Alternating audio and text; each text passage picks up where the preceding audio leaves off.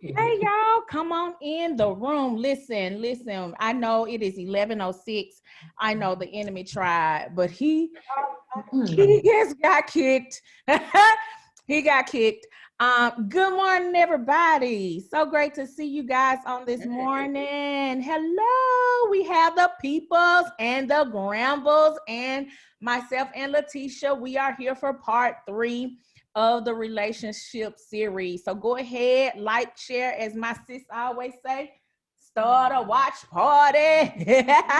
Let's go ahead and get this thing popping. We are excited to be here on this morning. And you know, this series was birthed through Keisha and I. We did a Facebook Live, and she was speaking to the women about marriage, and God transformed that thing. And we went to do something with the singles, and then we came back and hit them with the relationship part 2 with the marriage 101. And then we have an amazing story that we would like to share with one of our sisters who was a part of that first navigating through singleness season.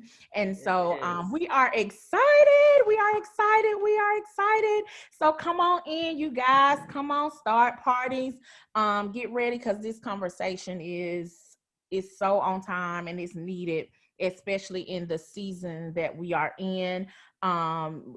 Relationships, period, not just marriages, but just relationships in general. We're gonna tackle that. We're gonna talk about it. So welcome. Go ahead and drop in where you guys are. Hello, Dominique. We see you. Hello, you guys. Go ahead and share.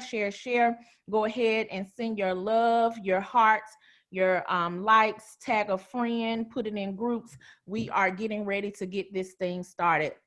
So again, I am Sharisa T, and I am so excited to be here. And she quiet today, y'all. What's wrong with her? She didn't have her strong Coca-Cola yet this morning. Not strong, Coke. Kind of strong, yes. Everybody, good morning. I am Letitia. I am the vice president. We're so happy to have you on this morning.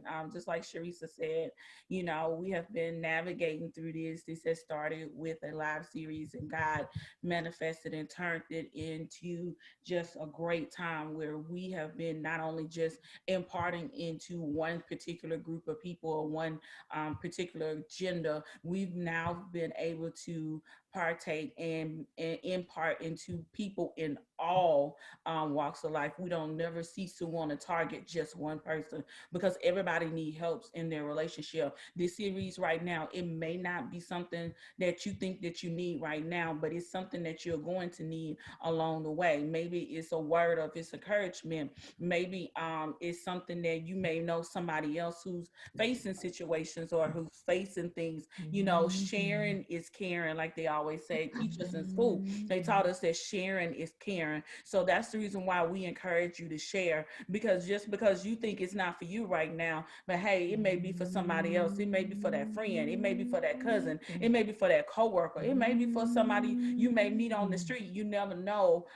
But that's how we overcome. The Bible says we overcome by the blood of the Lamb and the words of our testimony. So if we don't have nothing to share, we don't have a testimony to say, how can we overcome? How can you gain hope? There's hope in the word. There's hope in somebody else's story. There's hope. You may think that your relationship and your or where you at right now is not going anywhere. Maybe you reaching a rocky bottom, or maybe you reached in a problem to where you feel like don't nobody else understand, or maybe you in your relationships are saying, hey, I don't know what's going on. You know, I don't know if I'm going to meet the right person, or I don't know about this right here. So you don't never know what you may hear. It may be one thing that you pick up, but you need to pick up that one thing. Also, too, I just feel like we need to share a couple of disclaimers in here. You know, that we're not here, we're not Iana Van Zandt, we're not proclaiming that we are famous relationship guru. We're not proclaiming none of that. All we're doing is sharing the things that we have experienced and sharing the things that we have faced and how we overcome them. We're not finna sit here and tell you 5 steps to eternity. We're not finna tell you 3 and 2 and 1 or how you get a man, how you keep a man. Because if I tell you this, if I had the 5 steps, maybe I wouldn't be sitting right here next to Sharisa. So I can't tell you nothing I ain't got. So let me just say that. So don't think that we finna sit here and tell you a magic potion. Even our couples, we're not finna sit here and tell you a magic potion. We're not finna tell you what prayer you need to pray, what words you need to say, what time you need to get on your knees, or what day you need to get on, and what colors you got on. We're not finna tell you none of that. We're not finna tell you none of that, but what we are finna do, we are finna to encourage you and empower you some kind of way through our testimonies and through our stories and through our victories and even through our trials. There's still victory even through them. So that's what we're here for too. And also too, just want to share with somebody, because somebody may be feeling in my spirit. And I came over here on purpose, and I did this for a reason. If some of you have been watching and following us, we was 3 that was sitting over here, and now we are sitting here at 2. Now, should we feel some type of way? No. I just said we overcome by the blood of the Lamb and the words of our testimony. Yes, so now where we once was 3, we started on the journey as 3. Now we have 1 that is sitting on the other side now, imparting and sharing and sowing into you from a different position. What am I trying to say? What am I trying to say is that just because you think we on here these lives, doing these lives, we're not sitting over here just to be talking out the side of our neck. We just not sitting here trying to entertain you. This is a demonstration of what God is doing in our lives. We're not just putting these things, and we're not just going through these things for no reason. We're not doing this for no reason. There is another side to this. There is glory after this. And even through this, you know, through our process, there are many people who have transitioned. We have seen many marriages. We have seen many homes being purchased, and we have witnessed many transitions, you know, people walking into their callings, people are walking into new careers, people have moved on and went on to do other things. So we're not just doing things, we are producing fruit. So therefore that means that what we're doing, we are doing into good ground. So Jesus, Jesus, see, that's why she was over there quiet, because she was sitting on the word, y'all. I just want to say that because I want to just encourage you that maybe you feel like, no, we're not just up here just to be up here. We are producing tangible results. Yeah. So many of you, you are on these lives, and many of you are doing these things, and you looking at these steps, but is it producing you tangible results? Oh. Somebody, you be preaching. See me preaching. Bring the usher on, honey. We done. Already. All right, real, y'all. Already. That's why she over there quiet.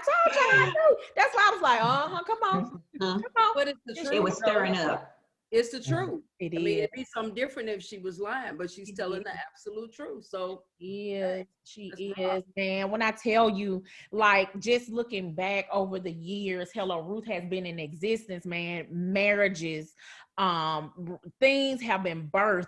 It's so many things that have happened on the other side. That people haven't seen. Yes, God.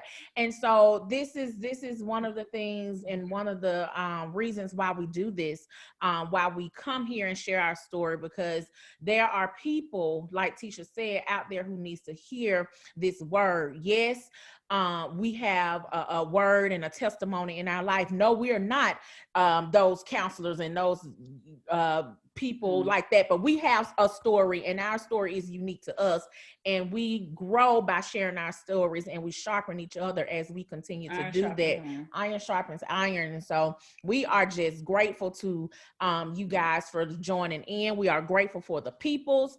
We are grateful for the Granvilles coming on to share. Yep, look at her smiling. Look at her smiling. She says she's going Granville, but she's a Granville, baby. She claimed that thing. You hear me? My husband, and he says my wife.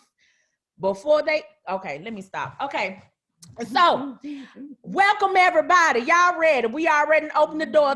This open. Welcome. You hear me? We're gonna get into this word. We're gonna get into this conversation, man. This is real, raw, unique, honest conversation. We're coming on here sharing our heart, sharing our story, sharing our testimony, and showing how God has got us through one place to the next. Tisha talked about, and I'm gonna come to the peoples, but I'm gonna start off with the Grambles. I'm gonna let them introduce the yep.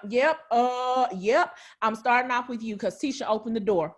I'm gonna let you guys introduce yourselves, and then but before y'all do that, I want to kind of go back on what Tisha said. There once was 3 and now there's 2. Lexi has been, I've known her for so long, a long time, and I've been on a journey with her. And the day that we did the navigating through single video, I remember, and I'm going to go ahead and share this. When was that?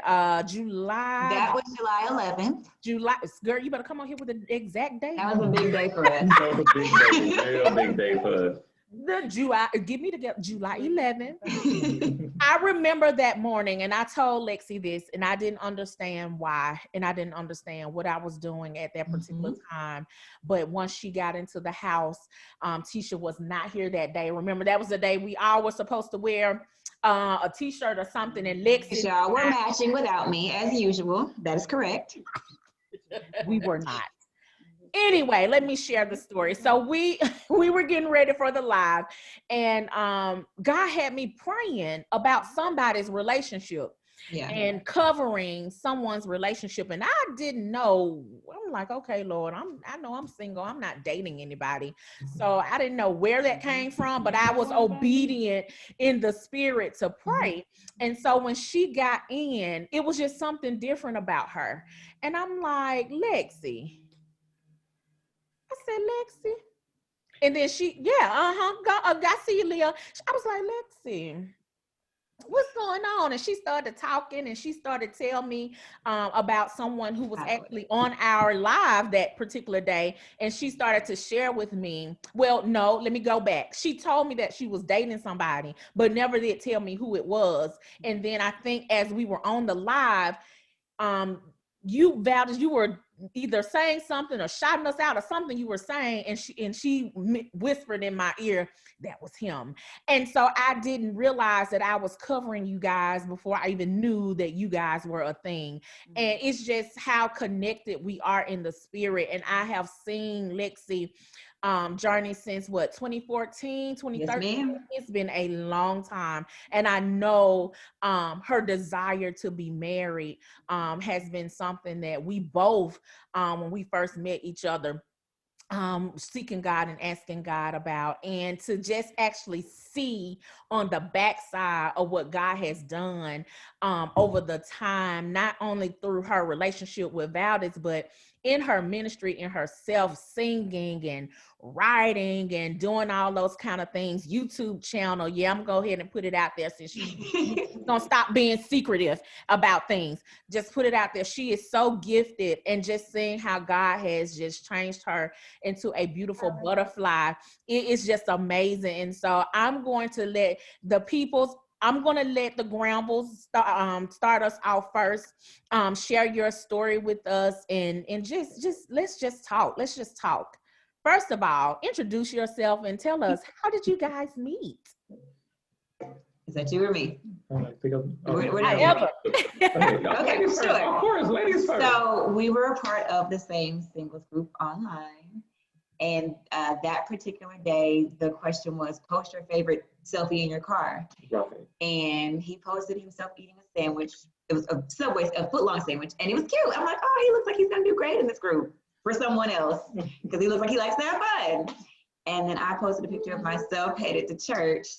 And then he slid in the DM. Slid in the DM. Don't go by that too fast. Hold on. we just had a markup. Don't go by that too fast. He did what? Slid in the DM. Say it one more time. Hold on. Say that again. He slid in the DM. Okay, Hey, he so slid in the DM. Okay, we're but gonna the put in that for a minute. Okay, we're gonna come back. the reason this one was different, and I guess to let you share your side, it was different for me because usually you get the "Hey, beautiful," you know, the written message, but he sent a video. He's like, "Hey, I don't know who you are, but I think you're beautiful. Can I get to know you?" And I was like, "Nope, stranger, you cannot." So, so I sent a small video back, like, "Sure, we can be friends, strange person that I don't know."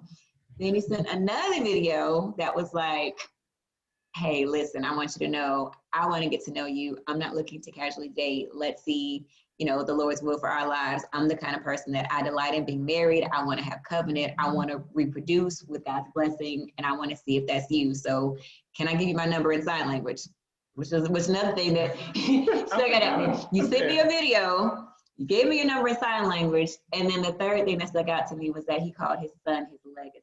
And as a parent, it's super important to me that whoever was going to be in my life, which at that point I thought it was just going to be a friend, was someone that valued parenthood, because it's a whole journey by itself. And when he called his son his legacy, I was like, okay, you sent me this video, you were naked, transparent, and vulnerable, and you called your son your legacy. You can totally get my number. And then you want to tell the part about the sermon you heard that day? Yes, I was actually serving that day at the Rocks Church, and in that group that we just posted a photo. I posted it, but late that early that morning, and I was just forgot about it. And that particular sermon was about the blind, the lepers going to leading each other towards another city. And basically, to summarize that story, Pastor Michael McClure Jr. spoke a word, "Go get it," and just you in the open heaven, just go get it. And once service was over, I went back to my phone and unlocked it, and that was the first photo just sitting there. And I'm walking down the hall, I'm like, "God, she's beautiful. Who is she?" And it played in my mind, literally clear as crystal, "Go get it." Because in the scripture, back in Genesis, God presented Eve to Adam. So all I had to do was play my role as a kingdom man and introduce myself to her. So I sent the video. I'm like, "Hey, I don't know who you are. I don't know who you are. I just want to know your name. Who are you?" And she was talking about like, did you mean to send me this video? I was like, "I don't know you. Did you mean to send Who me sends this videos?" So she was like, who did you meant to send me this video? I'm like, "Yes, I meant to send you this video." I was like, "I want to know who you are. I just want to know your name. I just want to know who you are because you are gorgeous. You're beautiful. I can feel your spirit off the page." And then she was like, I don't know. You with the send this to me. So I'm like, you know what? So after that service, I packed up and I got in the car. I said, "Look, I gotta make sure she understands. I'm really trying to get to know her. I'm serious." So I prayed on the way to the truck, and I'm like, okay. I said, "Lord, I don't know what to say to this woman. I don't know what, but she's amazing to me. Her spirit leaps out for me. I can see, by the time I got from there, I'm all on her page looking out. So I'm reading, I research, and I'm looking. I'm like, "Oh, okay, cool. She got this going. Okay, cool. I researched it. She researched me so as well. So I said, I'm just gonna put it out there on blast. I told about my history, about my military experience. I told about, what my desire is. I wanted to be married. I wanted to date with the intentions of marriage. So I don't want to come out the gate saying, "Hey, I just want to be friends," because I'm not looking for a friendship. And I believe I said I'm too old to have my mom as my beneficiary. So I was like, I'm really wanting to be able to just be transparent and let her know I'm ready for covenant work. But the rest is history. So I'm glad she responded because, a lot of people don't respond in those aspects, but I just did something different, and I was just being genuine, after coming out of service work, and I didn't have time to even look right. I had, my hair braided now, but I had the whole fro thing going on, and I was sweating, I was tired. I'm just like, and then Pastor Mike's song was playing on the radio, and it's gonna be big. So, and it was just like, God is about to blow your mind. And another thing in that script, in that sermon, he says, also, God is gonna do something in your life that seems unnatural to man, or insane to man, Yeah. but natural It was to the God. Insanity series. It was the Insanity Yeah. series, and it was insane that the way it happened, because she told me, I'm good, I'm done. I was in such a good place. She was content. I was like, my child graduates in 5 years. I'm gonna go on tour. Like, my life is great. Like, there's no room for you. We're good over here, but we can go bowling. Yeah. We can be friends. And I'm like, I just got a motorcycle. I'm gonna start traveling. Me and my son just gonna hit the road. Yeah, so. Oh. Good. So we just good.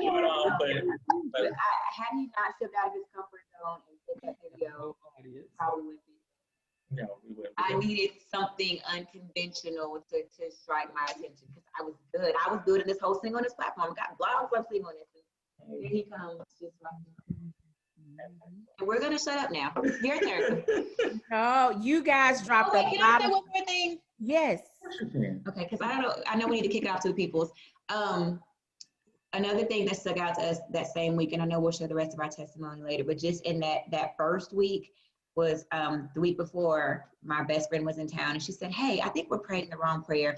We keep asking God to send you someone that will respect your purity. Perhaps we should be praying for someone that's already walking in purity themselves.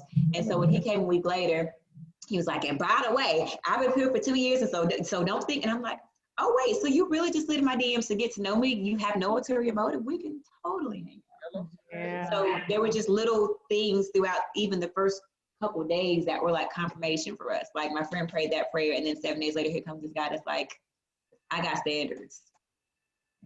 And I'm shut up. That's good. Y'all dropped a lot. Look, I know that's right. Come on. Y'all dropped a lot of wisdom and knowledge and just in that alone. One of the things that really is sticking out to me is that first he slid in your DM. For anyone who's watching me, we just had this conversation this morning, and I said it. For anyone who's watching on here and who is in waiting, like Tisha and I, don't overlook the DM. Don't overlook it. And check the spam folder of your DMs too, because if y'all aren't already Facebook friends, it goes over to the spam folder. Yep. We can go ahead and shut somebody off because he's in our DM approaching us, and we didn't cut the man off before we even got to really know his intentions. And you're like, I ain't gonna answer that. Who is Or this? they don't check your boxes. He preferred my hair a certain way, and there were certain things on my list that I thought I wanted too, but God ended up giving us what we needed outside of a pair. Now, That's good. but outside of that, the standard stuff, he's got to be 6 feet tall, and he's got to be chocolate, and she's got to be 7 feet tall and natural. God ended up giving us what we needed. Yeah. So the list that we sometimes have on how we think our potential person is going to look. We can want it all day, but is that actually what we need? Another thing, Val, as you said to me, you came with an intention. You already knew what you wanted. You didn't want a friendship. You wanted a wife. And so you were looking in that lens, and you never changed it from that. And so once you you were very clear with what you wanted, and you put it out there, and you better say he put a ring on it, because that's what his intention was. You get what I'm saying? And so a lot of times women, we think, well, he's saying something about being friend first or whatever, but deep down inside, if they really want to be married, they know if their intention, if they want to marry you, or if, you know what I'm saying? Like, they can run away from it, but deep down inside, they're going to know what they want, and they're going to go after what they want and who they want. Yeah, he's never called me his girlfriend. He's always called me his wife. And I was never a girlfriend. And that's one thing I didn't recognize from her. She pointed that out. She said, you never called me your girlfriend before. Or your fiance. I'm not your fiance. You came out the gate. First you said, I want to be in a covenant with you. Mm-hmm. And I never used that. So one day I was at home, and I was just, and it hit me. And it said, God told me I need to be in covenant with this woman. My destiny is interwoven with her. And I shared that story with her. And she was like, from that day forward, going into this journey, I always use covenant and then covenant transition, which birthed me calling her a wife. Mm-hmm. So I'm like, Lexi, this is my wife. And then I kept speaking what's in her that I saw in her spiritually, and pulled it out of her. Mm-hmm. And she started calling me husband. Husband. So you can't pursue something that you don't see. So if you don't, Oh, so, so rewind. Praise the Lord. So think about it this, and then when you define it, definitions matter. If you call somebody their girlfriend, they're gonna act in that way. If you call somebody your boyfriend, there's nothing wrong with that. Don't get me wrong. But after that, how long you want to be there? How long you want? What is your end goal?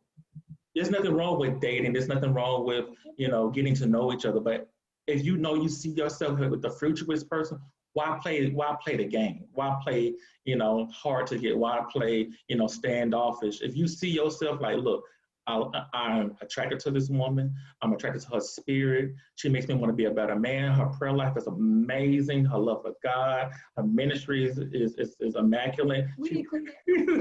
So the thing about it is that I saw all this before I even said something, because it exudes from the pages that I was watching from her singing, her earnest pursuit just in God herself. So the thing about it is, I had to go to God to get I had to have a relationship with God to even get to her, because He hid her from a lot of things, and for her for those walls to come down, which is me being vulnerable and transparent myself. I can't ask for something from her if I don't do it myself.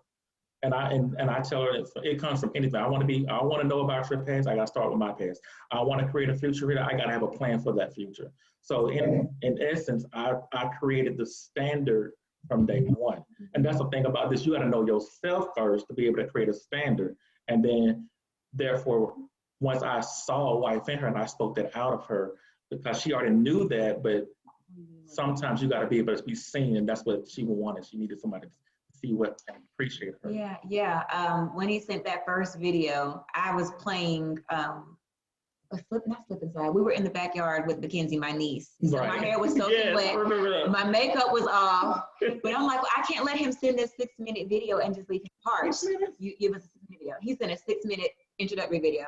And I'm like, well, I don't want him, because I've been on the other side. I don't want him to think I didn't see it, or that so I'm going to send this video back and let him know, hey, we go talk later, but I'm looking a mess right now because I'm playing with my niece. He was vulnerable, so I responded with the same. So that's what he's saying, like the oil runs down. He leads with vulnerability, so I follow with vulnerability. He leads with financial discipline, so I follow with financial discipline. The oil. And now we're shutting up. I know we got to go to the Peoples. Quickly before we go to the Peoples, I just want to piggyback on one little thing that was said, and God dropped this verse into me when you guys were talking about the list, and we was talking about not looking or focusing on a particular list or seeing if what is really on there. But I'm reminded of something that Michael Todd preached on his relationship goal series Reloaded, and he was saying it's time to rip up the list. Maybe sometimes the list that we have, list really lines up to the things that God is desiring for us. Is that in God's plan? Is that in God's will? Sometimes the things that we are desiring may not be the things that God is desiring for us, because in Habakkuk 2:2 in the NLT version, in the NLT, it says, then the Lord said to me, write my answers plainly on tablets so that a runner can carry the correct message to others. This vision is for a future time. It describes the end, and it will be fulfilled. If it seems slow in coming, wait patiently, for it will surely take place. It will not delay. What I'm saying is, we are saying that we write the vision for everything else, but when it comes down to our relationships, have we submitted that thing unto God? Have we submitted this thing and said, God, this is what I'm desiring. Do my desires line up with your will? Do my desires line up with your plan? Do my desires line up what you have for me right now in this season? So it also says down in verse 3, it says, okay, now that you submit the plan, and now that you submit the vision, and now that you submit your desires into your things, that don't mean that just because it don't happen in 24 hours, just because it don't mean it don't happen in year 1, year 2, or year 3, it don't mean that God's word and God's plan for you will not be fulfilled. He said, it seems slow in coming, but wait patiently, wait patiently, for it will surely take place and it will not be delayed. See, the time that you're thinking that God is delaying, you think that God is just not coming through, you think that it won't never happen, you think that it will not never come to pass. God is saying, I have the vision, I have the appointed time, I have the thing that you need, but it will not seem like it's been delayed. It'll seem like it's right on time, that it's right in sync, and it's right in alignment. Now go ahead to the people. I just because when you brought Habakkuk 2 and 2 in, that's what I put in the DMs. That's why, hey, I want to know what's your Habakkuk 2 and 2. He did. He led with what's your Habakkuk 2 and 2. I surely did. And so that was his litmus test for women before we got together. He would ask them what's your Habakkuk 2 and 2, and if they were like, what is that? He's like, nope, you're not the one. So fortunately, you married a Bible scholar. I wanted to piggyback off of one thing Tisha said about Michael Todd's sermon, Rip Up Your List, which y'all know that blessed my life last summer. There's a difference between your list and your standards. So the standard is someone who loves God, honors God, and respects God. The list is God, can he make 6 figures? The standard is God, let it be someone who's going to honor my daughter. The list is God, can he drive a Benz? So have your standards. Yes, these are my non-negotiables. Does he have a relationship with God? Does he have a legal paying job? Is he going to respect the fact that I'm a parent? My list was, God, I need him to, well, it don't matter. I had a list and I ripped it up like Michael Todd said. Okay. And now the peoples, for real. I'm setting up for real this time. No, I'm telling you, like, this is real. This is real. I mean, so many nuggets, just so many things. Tisha, you dropped the dime when you put that word on it. But the thing that keeps coming up is like waiting. We don't like to wait, whether it's for a relationship or for anything. We don't like it. We want it right then. Go on. Go. I got a church finger up. I'm just going to put this nugget in here. In the beginning was the word, and the word was with God. We're going to fast forward. On the 6th day, he created man. He created Adam. Okay, he put him in the Garden of Eden. We don't know how long he had to wait on Eve. Yeah. We don't know that. So singleness is a season, not a lifestyle. Come on now. Not a lifetime either. So think about it. We don't know how long he was there. So he had dominion on the earth. He took time to name everything in the atoms. He's going to name the birds. He's going to ant. He got to name all the creatures. And then at that point, when that time was over, God then said, it's not good enough for man to be alone. Then his helpmate came. So basically, which brings us to verse 4 of Habakkuk 2, where it says the vision is for an appointed time. We don't get to decide that time, God does.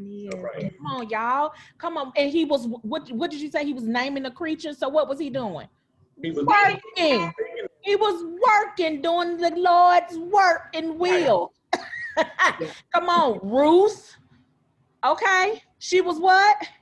Working. She wasn't trying to figure it out. She was not. She was busy doing what she needed to do for her and her family. And when the time came, oh, come on, Boaz noticed her and she was, okay, who is this?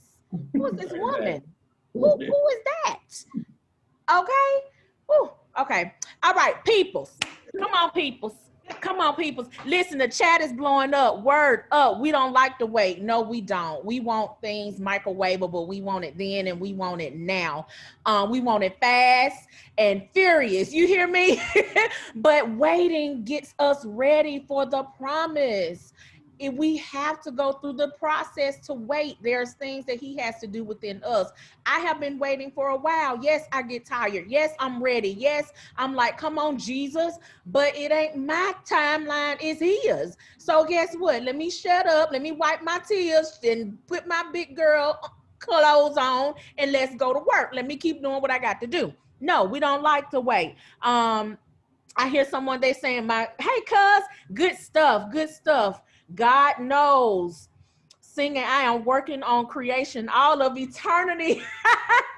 That's all right, girl. We're gonna keep working and plowing the field. When it's our time, it's gonna be our time. But also too, real quickly, what are you doing while you in that waiting season? What are you doing to work on you holistically? Yeah. What are you doing? Are you just sitting there waiting like a knot on the log? No. Faith without works is dead. God said faith without works is dead. You just got to do more than just say, Lord, send me a husband. Well, if you want to, like Lexi said, you know, our desire is what God's desire in his word. Like Valda said, like the desires of the Lord is for us to be in fellowship with someone, is to do life with someone. He did not want us. He didn't create woman from man's rib for just for a non-purpose, just to exist. He said that man should not be alone, that we should not do life alone. But what are you doing in that time, in that season? What are you doing? Are you woeing? Are you being jealous? Are you too busy looking at other people, seeing what they doing on the gram, on the Facebook? Are you getting sad? No, this is not the time for you to be focused on nothing else but you. This is the time where you got to take moments out and remove all distractions and remove all things and blockers and focus on you. Focus on, hey, you know, I want to get my house. I want to travel. I want to do this. I want to do that. I want to, you know, set up business. I want to set up my business. I want to be, you know, doing different things. So when that person do come, your life do not start when you get married or when you get in a relationship. Yes, Lord. That's one thing I had to learn. I thought, you know, because I went through a bad breakup, I thought that, well, God is gonna bless me, you know, and I'm gonna show everybody, and my life is really gonna start when I this, that, and the third. And God said, no, your life starts with me. When you make that first decision, your first love, when you say, yes, I choose you as my Lord and Savior. I choose you as my God. I choose you as my Redeemer. I choose you as my Savior. Your life start when you said that whom the Son set free is free indeed. When you said, for there is now no more condemnation, that every sin and everything that you went through is in the past and in the sea of forgetfulness. Your life begins then. And what you do now is God creating me a clean heart, creating me a clean mind, renew my mind, renew my thoughts, renew the way I used to see myself, renew the way I used to look at myself, renew the way I used to do things. I don't want to do relationships the old way, because you said that old way is the past and that is gone and that is forever. So God, now make me over. Oh, thank you, Lord, for Anime Bullock on the movie What Love Got to Do With It, when she sung that song and said, make me over, make me nice, and when I'm done, all I want to be is right. That's what you got to ask God. God, I want you to make me over. I want you to make my mind over. I want you to renew my eyes. I don't want to see the way I see. I don't want to think the way I think. I don't want to hear the way I'm hearing. I want to sow into myself. I want to sow so that when somebody come, they got to come and they got to flow right on in, and they got to be where I'm at, because I have created a standard and I have created something for myself. So I'm a hush. Lord. Yes, Lord. No, just piggybacking. I know we gotta go to the Peoples. Just one more thing, piggybacking off of Tisha, same thing. Yes, asking God to renew our minds. Yes, asking God to transform us from the inside out. But also, I made a decision that, honestly, Lord, if you never send the man, when I get to the end of my life, what do I want to look back and say I did?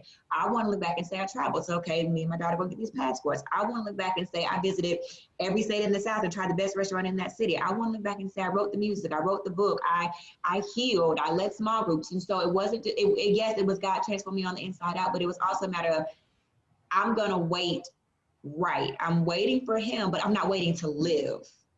Yeah, that's good. We got to get to the people. That's good. Come on, Keisha, That's start good. talking. Start talking. Because the Peoples have a very unique story. Yes, they and do. If you weren't on part 1 Yes, and 2, part 2, make sure you go back and check that out. We'll drop that, reshare it on our page. But they have a unique story. And brother over there is sitting back, he quiet, but brother got some words in his mouth.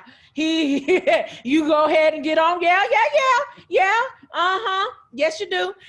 Their story is so unique, and I want them to come on and share. They've been married for some time now, and just share how they got here and the journey of being, what it said again? Hold it up again. 11 years. Our anniversary is next week. His birthday is on the 11th. Our anniversary is on the 12th. It'll be 11 years. Happy anniversary. Y'all send the people some love. Put some hearts out there. I know. Happy anniversary, man. Listen, they have an amazing story, and I'm going to allow them to come and just share their story and whatever God is laying on their heart, because I know we may have people who are single who are watching, but I'm sure there are some married folks, married couples who are also listening as well. And so that's why we said this is for everybody. Yeah. This is for everybody. So come on and drop that wisdom on us, Peoples. Tell us a little bit about you guys and what, Queen and King, Ruth and Boaz. Come on here. Hey. Well, I've known this man since I was 12. We sofa sat. A lot of the young folk don't know nothing about sofa sitting. Sofa sitting is where, I know, right, Lexi? Back in the day, we had Soul Train, we had Kung Fu Theater on WTTO 21. I had to clean up the house, even if I had to clean up my sister's part of the house. So my mama would let him come over, and his mom and dad and them drop him off at the house, or there's some times that my mama's dropped me off over there, but my mama didn't, she really didn't. At first it was like, who is he? Because I was sticking to him. So, I mean, when I met him over the phone. We talked for what, 2-3 months? Something like that. Before I ever knew who he was. Before the DM. Yeah. And he could walk past me and I would have known who he was. And case in point, I played volleyball for Tuxedo Elementary. And we went over to Powderly and we played at the rec over there. And the girls gave me the business and the blues because they were like, it's a dude out there. He was just smiling while he was out there on the court. They were like, who is that? And I'm like, I don't know. I knew I had been talking to him, but like I say, he could tap me on my shoulder. I would have never known who he was. And then we talked after that, and then it's like, okay, but still, even coming to the first date, I had never seen him. We had made a date. We had been talking on the phone, all of this. And when he walked through that door, Lord have mercy, little children.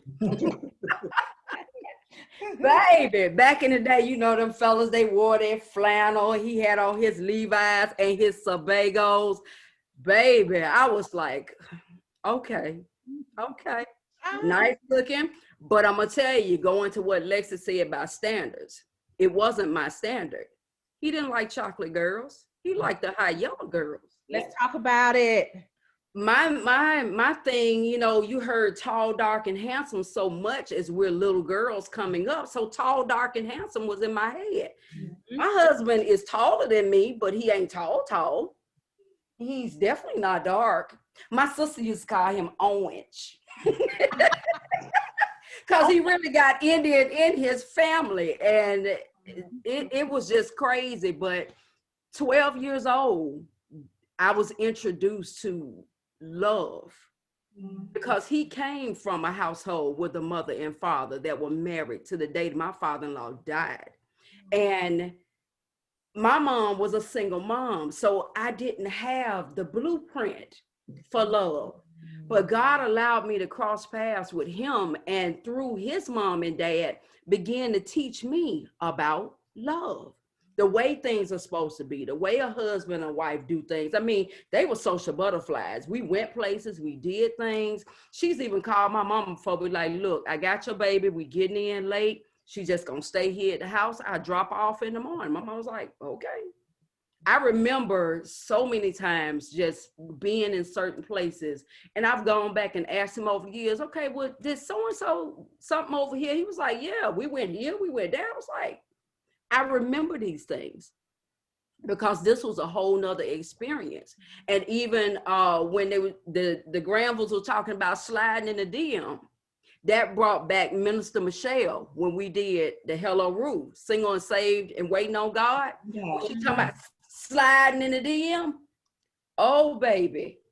I just played that. It was in my memories. It came up. I sent it to her and she was just like, Jesus, that is crazy. But sliding DM is not a bad thing, like y'all say. Sometimes you got to check things out. But the thing is asking for God to strengthen your spirit of discernment. Absolutely. Mm-hmm. You want to make sure that you operating keenly.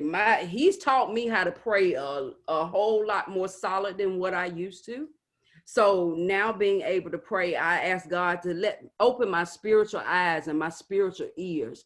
Let me be keenly in tune with you because I want to hear you clear as a bell.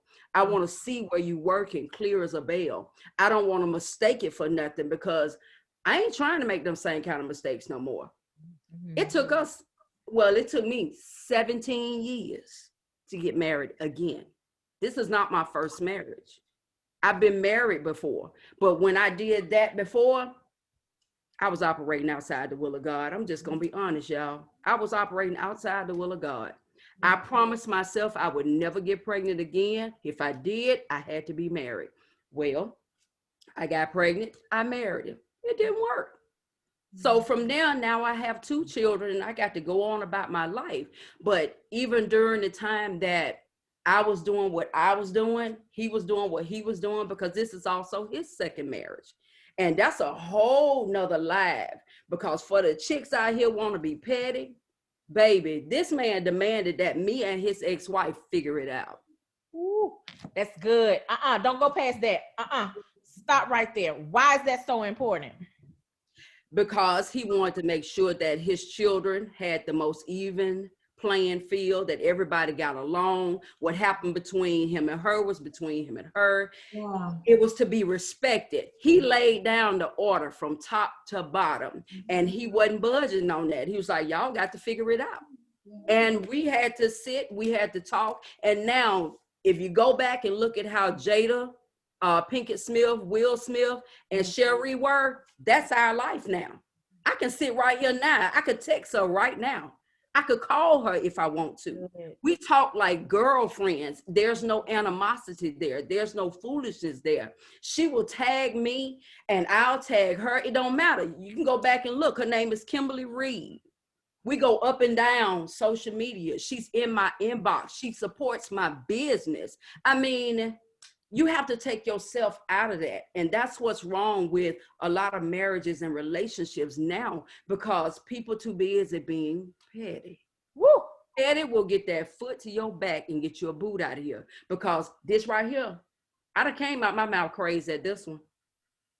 He could have left. He could have been gone. He could have been gone because of the way I came out my mouth. But I had to get me together. It wasn't him, it was me.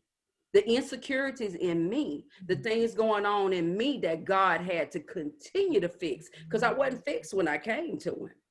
He wasn't fixed when he came to me, but we had to learn to love each other past our pain. Yeah. Yeah. That's good. That's good. Because sometimes, you know, as a single person out here, we want this person already together, not realizing that we're never, I don't care how long you stay single, even if you're married, we're never going to be all the way together. There's always going to be an issue. There's always going to be a problem. There's always going to be an unresolved something that we have shoved to the side that needs to be healed. And God will link you up with someone who will help you pull that thing up and out of each other. That's what it's supposed to be about. A community helps you pull each other out. If Tisha's going through something, I'm helping her. Likewise, if I'm going through something, she's helping me. That's just like a relationship, a marriage. You guys are coming together as one. And if she has an issue, brother gonna be right there. He's gonna be covering you. He's gonna be leading you. He's gonna be guiding you. He's gonna be praying for you on your behalf. You're never going to be 100% ready. And I don't understand why. And I've had this happen to me. I was dating someone, and they said recently, if when I get myself together, then will you marry me? I said, wait. Keep wait, bro.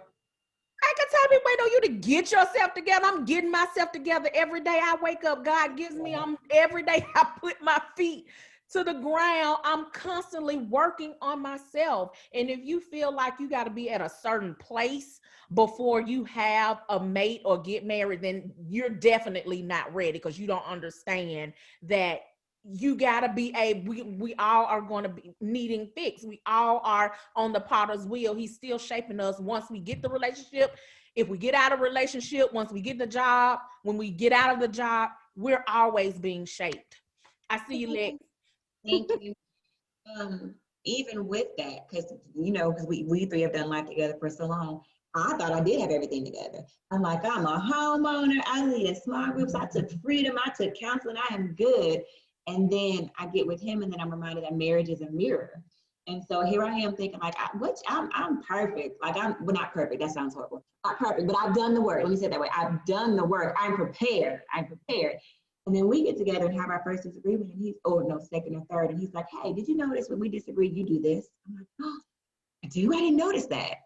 Or, hey, I think this little portion of you is still unresolved from your childhood. I'm like, oh, I didn't pick up on that. So you're right. We're constantly growing. You're constantly developing. And the beauty of marriage is, because you live with that person, or you're with that person every day, you can't run. Because I am a professional runner. He'd be like, nope, you're right, I was. Come on here. Change language. I'm a professional runner. And then I get these big old bear hugs. Nope, you're not running today. We're going to talk about it. We all talk about it. Okay. So you're constantly developing. You're constantly growing. And the maturity. I got one more to tag you in. The best thing you can do in your preparing season is, when you're with your mentors or your wise counsel or your accountability partners, is not resisting correction, not resisting constructive criticism, because in a marriage, you gonna have it, and you got to know that they're not saying that to persecute you, or what's the word we had in council last week? Indict you. They're not saying it to indict you. They're saying it to better you. The person you're with is partnering with God to make you the best version of yourself you can be. They're not there to harm you. Yeah. Just back on what you said is that when you have those unresolved issues in the past, everybody's going to bring something to the table. You're not going to be 100%, and I'm not expecting her to be 100%, because we both have been married before. This is together. They don't need a number. They don't need a number. Well, I'm gonna follow the rule on that with my spirit of discernment saying. You gotta live with this. So we have experienced relationships before, so therefore that took a lot of healing. Yeah. And sometimes you may not know how much of that healing that you thought you was at, but you got to continue with it. So during our journey, I have created a saying: are we nailed to this? Because think about what Jesus did on the cross. When he died for everybody's sin, he was nailed to it. He couldn't get off that cross. That situation in our covenant, I took that word and said, hey, in our covenant, we nailed to this. It's not an option. We can't run from this topic. Because what we're going to do, what marriage is going to do, is going to magnify it. And then guess what a magnifying tool just makes it makes it bigger and bigger until you deal with it. You can't conquer what you won't confront. Come on, man. So you can't conquer what you won't confront, because eventually you got to deal with it. So my skill, break those soul ties up front. Just get them out the way, because that make life a whole lot easier. Keisha felt that. Go on, Keisha. I've seen it. Hey, we talked about soul ties in the last one. Right. And that's one of the biggest reasons why when I met Sharice, I said, look, I'm married, but at some point in my life, I'm still Ruth. I'm still learning. I'm still growing. There's still something that I have to offer. As long as you live and breathe, you got something to offer. So my thing was, okay, I'm gonna settle into this group. I'm gonna just get in where I fit in. And that's what I did.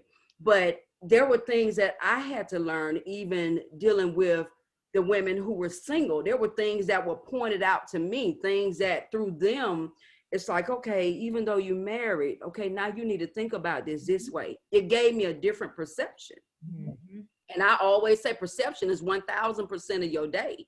Because if you get up and everything's out of whack and it's already wrong, if you don't fix it right quick, hit the reset button, your entire day just trickles out of control. And in marriage, you have to learn how to put it down. Sometimes you got to give way more than you'll receive. And sometimes Ruth ain't gonna like Boaz, and sometimes Boaz ain't gonna like Ruth. My.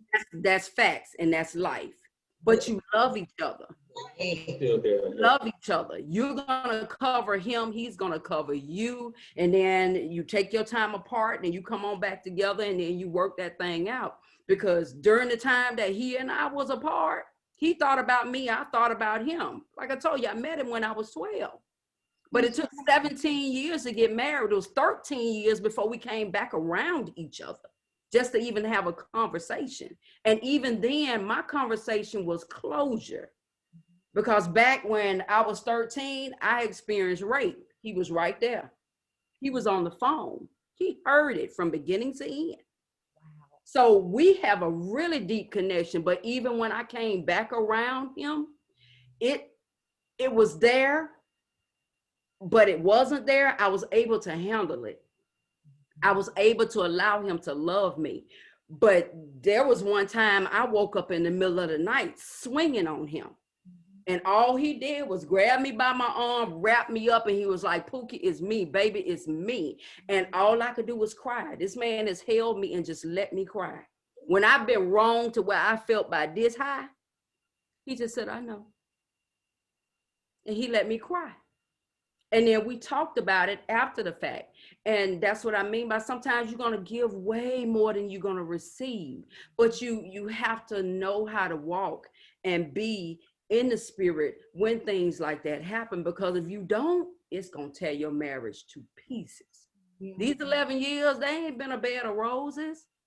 But one thing about it, we stuck like Chuck. Y'all say y'all nailed, we stuck like Chuck. I told we in it. I'm not doing this. This is not a trial error. I'm getting married to stay married. I got a husband.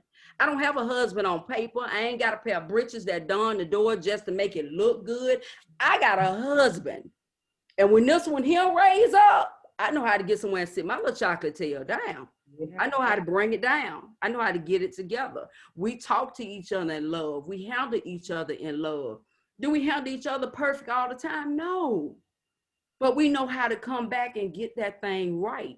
And you got to have that in marriage. And a lot of times now people get married for convenience. They get married because I can get this pretty dress. I can get this beautiful venue. But you don't understand when that tux go back, when that dress got to be put over there, when them lights go down and everybody forget about the fact that you are MRS and MILFA.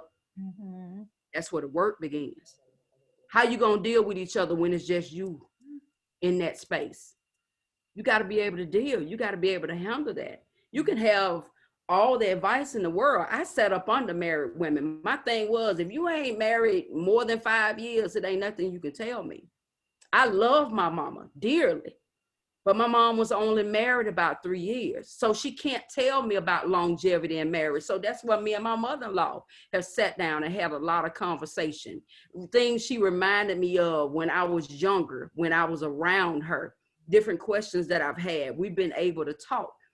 And when he came back around, like I said, 13 years later, yeah, I wasn't expecting that. I walked across her in the shampoo aisle in Walmart. I screamed so loud it echoed. People came running. They want to know what in the world was going on. And I'm standing there holding my face, crying, jumping up and down. Because here it was. She said, you little black heifer. I know you're not going to walk past me and not speak. And my spirit knew it was her. I stopped right then and there. And all I did was turn around and look her in her face. And I'm like, my God, you got to be kidding me. Because I thought he had gone on.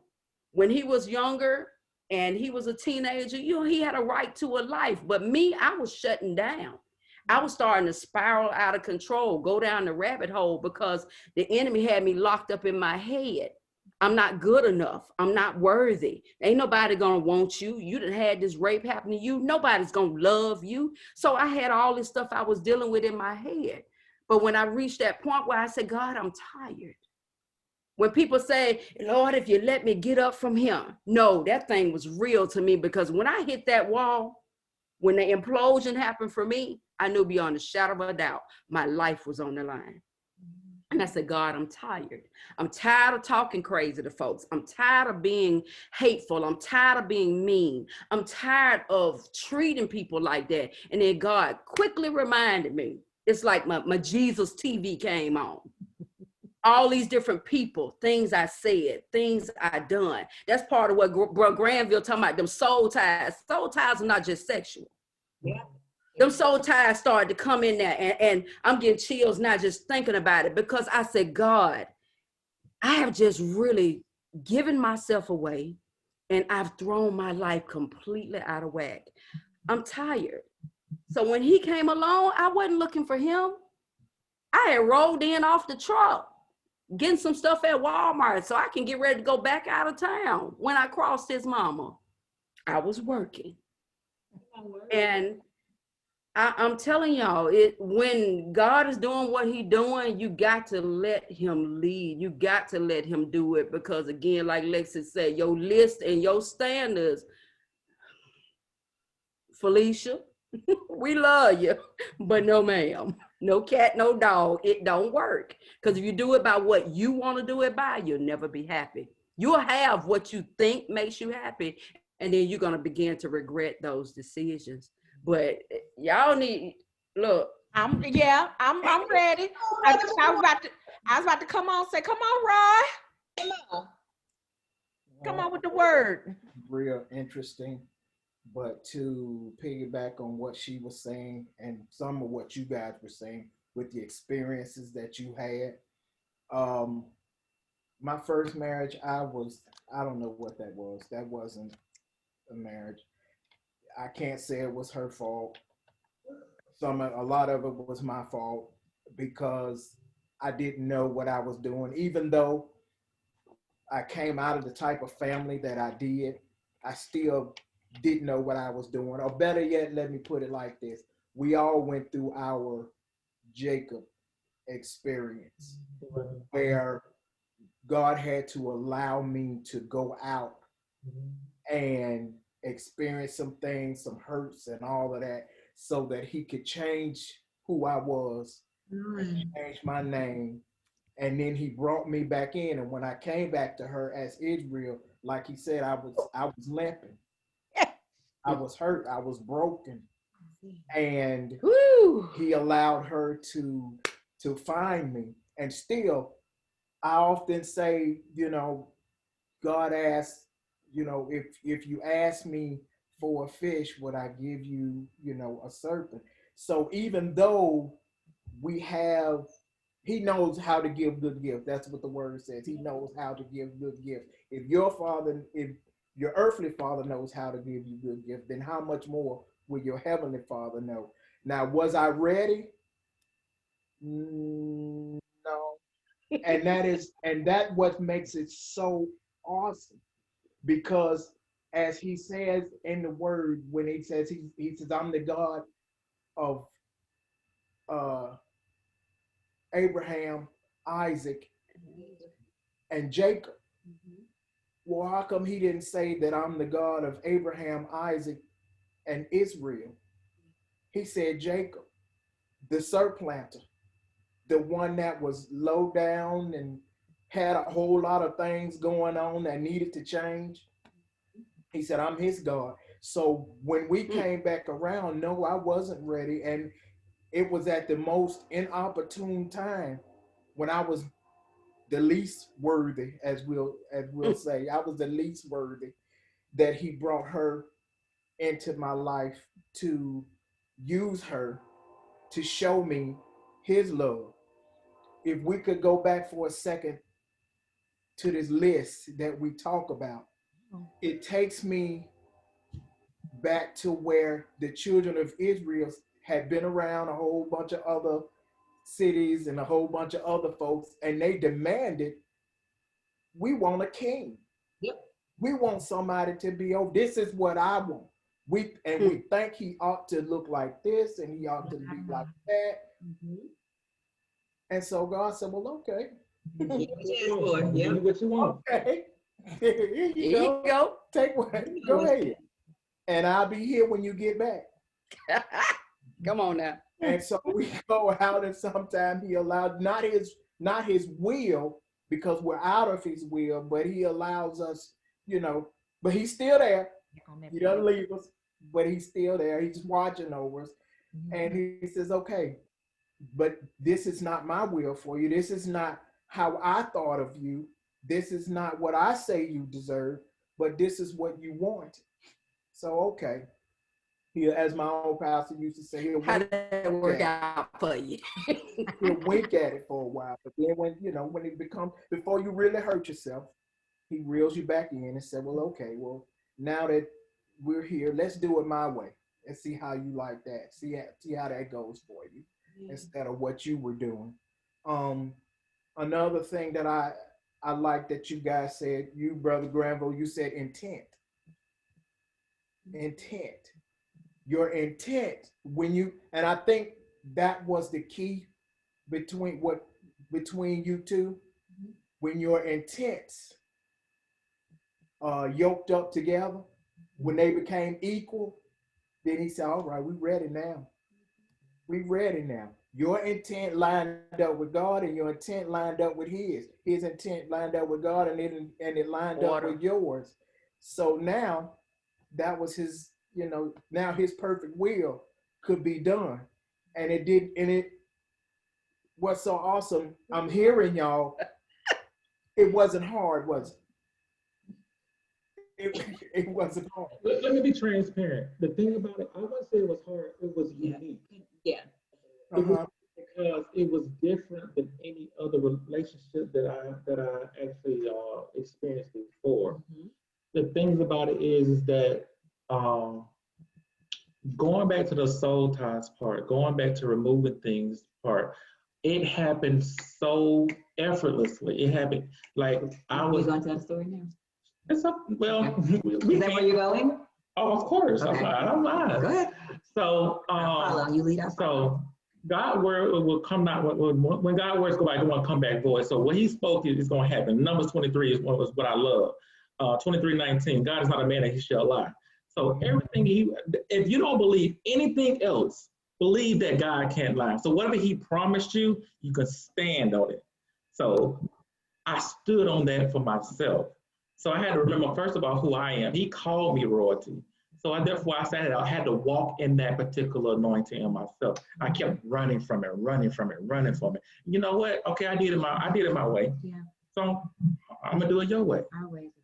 Yeah, it's tiresome. So going with Lexi, so it was a lot of things I was doing just for the convenience factor, or because I wanted companionship and stuff like that. Just don't want to be alone. But sometimes you got to get alone to grow, because you start missing your mark. And so I had to start breaking away from social media. I had to start getting back into my word. I had to get back into reading. I had to do all of those things to break those those habits of distractions, guarding my gates, watching what I listen to, watching what I'm teaching myself, and being a better father, if I can be able to have the foundation for my son to come up as a very articulate individual, very diverse, because being a man, not just a man, but a Black man, and trying to model what a relationship like, I didn't have no foundation. Right. So I had to create that. I had to break that soul tie at my lives, because I wanted him to know what love looks like.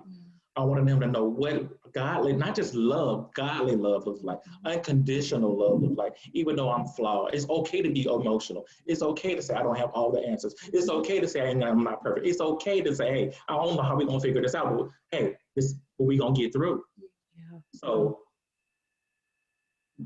conversing with her through all those trials and tribulations, it was effortless. She covered me. She prayed for me. She warred with me. And that scripture comes up to me like, one can put 1,000, but two together can put 10,000 to flight. We started saying you don't have to war alone. We don't have to war alone. So therefore, anytime we're going through something, I remember that. I also say something else. I say, my spouse, correction, let me go back. Nobody should know more than my spouse.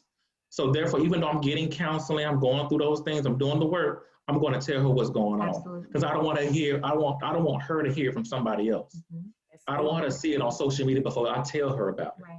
So therefore, she would know first before anybody else know about it. So therefore, I don't want her to get sideblinded or with information. So therefore, we communicated. We had to open up that door. Over communicate. Yes, and that's a good thing for us. It's a different thing, but it is a good thing. Because she's not a phone person. But now, people like, we're gonna land here until we get it together. we're gonna get this together because I want the sun to go down. We're gonna make this work out. We gotta talk this thing out. That's the way you got to look at it. You got to look at it like that. You got to look at it as if you don't have an out. And I'm hearing in my own mind when you were talking dual submission. That's the part of order. Yes. Women don't understand when this man decides he want to take you as his wife. There's a dual submission that has to happen because he has to submit to God and then he has to submit to you. Absolutely. So when he has all these things going on in his mind, on his heart, he also has to worry, well, he doesn't have to worry about what the world says and how they judge him, but it's there. No man wants to go into a relationship not being sure how I'm gonna provide for my spouse, because us as women, we have to feel assured. Yeah, I got to know in order for me to follow you, you got a plan. Anything happen, you're gonna take care of us. That you can catch us when we fall, and then it has to be a vice versa thing. Because look, I'm gonna tell you straight up, submissiveness. For the most part of our marriage, I've made more money than him. But this is the head of the household. This is the king. I talked to him even before I married him. I would come to him, hey, babe, look, this, and this, so on and so forth. Because as Brother Granville say, I had to see him as my husband. So I started to treat him like my husband, but it wasn't about to get the cow and the milk for free. It wasn't all this foolishness. We had a definitive idea about what we wanted to do with our future together. It wasn't just a fly by night. We were looking at being able to nail some stuff down and really make it happen. So I had to also, in that, while I'm messing with my insecurity and trying to get me together, I had to understand that he had that dual submission going on. He has a lot on his plate as a man, a lot. So me being a helpmeet, I got to know my place. I got to be, as Sharisa said, I got to be in my proper position. I got to know where I'm supposed to be in this. And as women, a lot of times, especially, I love them, but school teachers or women that have strong management jobs, you come home and want to micromanage your man. That's not going to work. And then you wonder why everything will fall apart. Your husband is not your students. Your husband is not your co-workers. So you have to be mindful of coming through that door. My husband used to tell me all the time, when I became that pageant queen, he was like, you're going to have to leave her outside the door. I want my wife. You're going to have to leave that truck driver outside the door. I want my wife. Yeah. And when he say he want his wife, then I know I need to get in here and I need to handle business and get things clicking and get things straight so I can get this man his wife. Keisha, you going heavy, Keisha. He quiet now, but don't let him fool you. Because when he raise up, I know when I cut it off. I know when I need to get somewhere and sit down. I don't want this one mad, and I definitely don't want him too quiet because he's an Aquarius. I don't know what he's thinking, but I know he's clicking. And that right there, sometimes quiet will tell you out the box. When it comes to arguments, he just sit there and be like, wow. Are we ready to talk now? Because I'm an Aries. I'm a fire sign. So I'm one of them that I have to be mindful of things that I say out my mouth, because I was one of them would tear you down with my mouth and didn't care about it, because my thing was, if it wasn't for what you said, then I wouldn't have to say this. You had to react.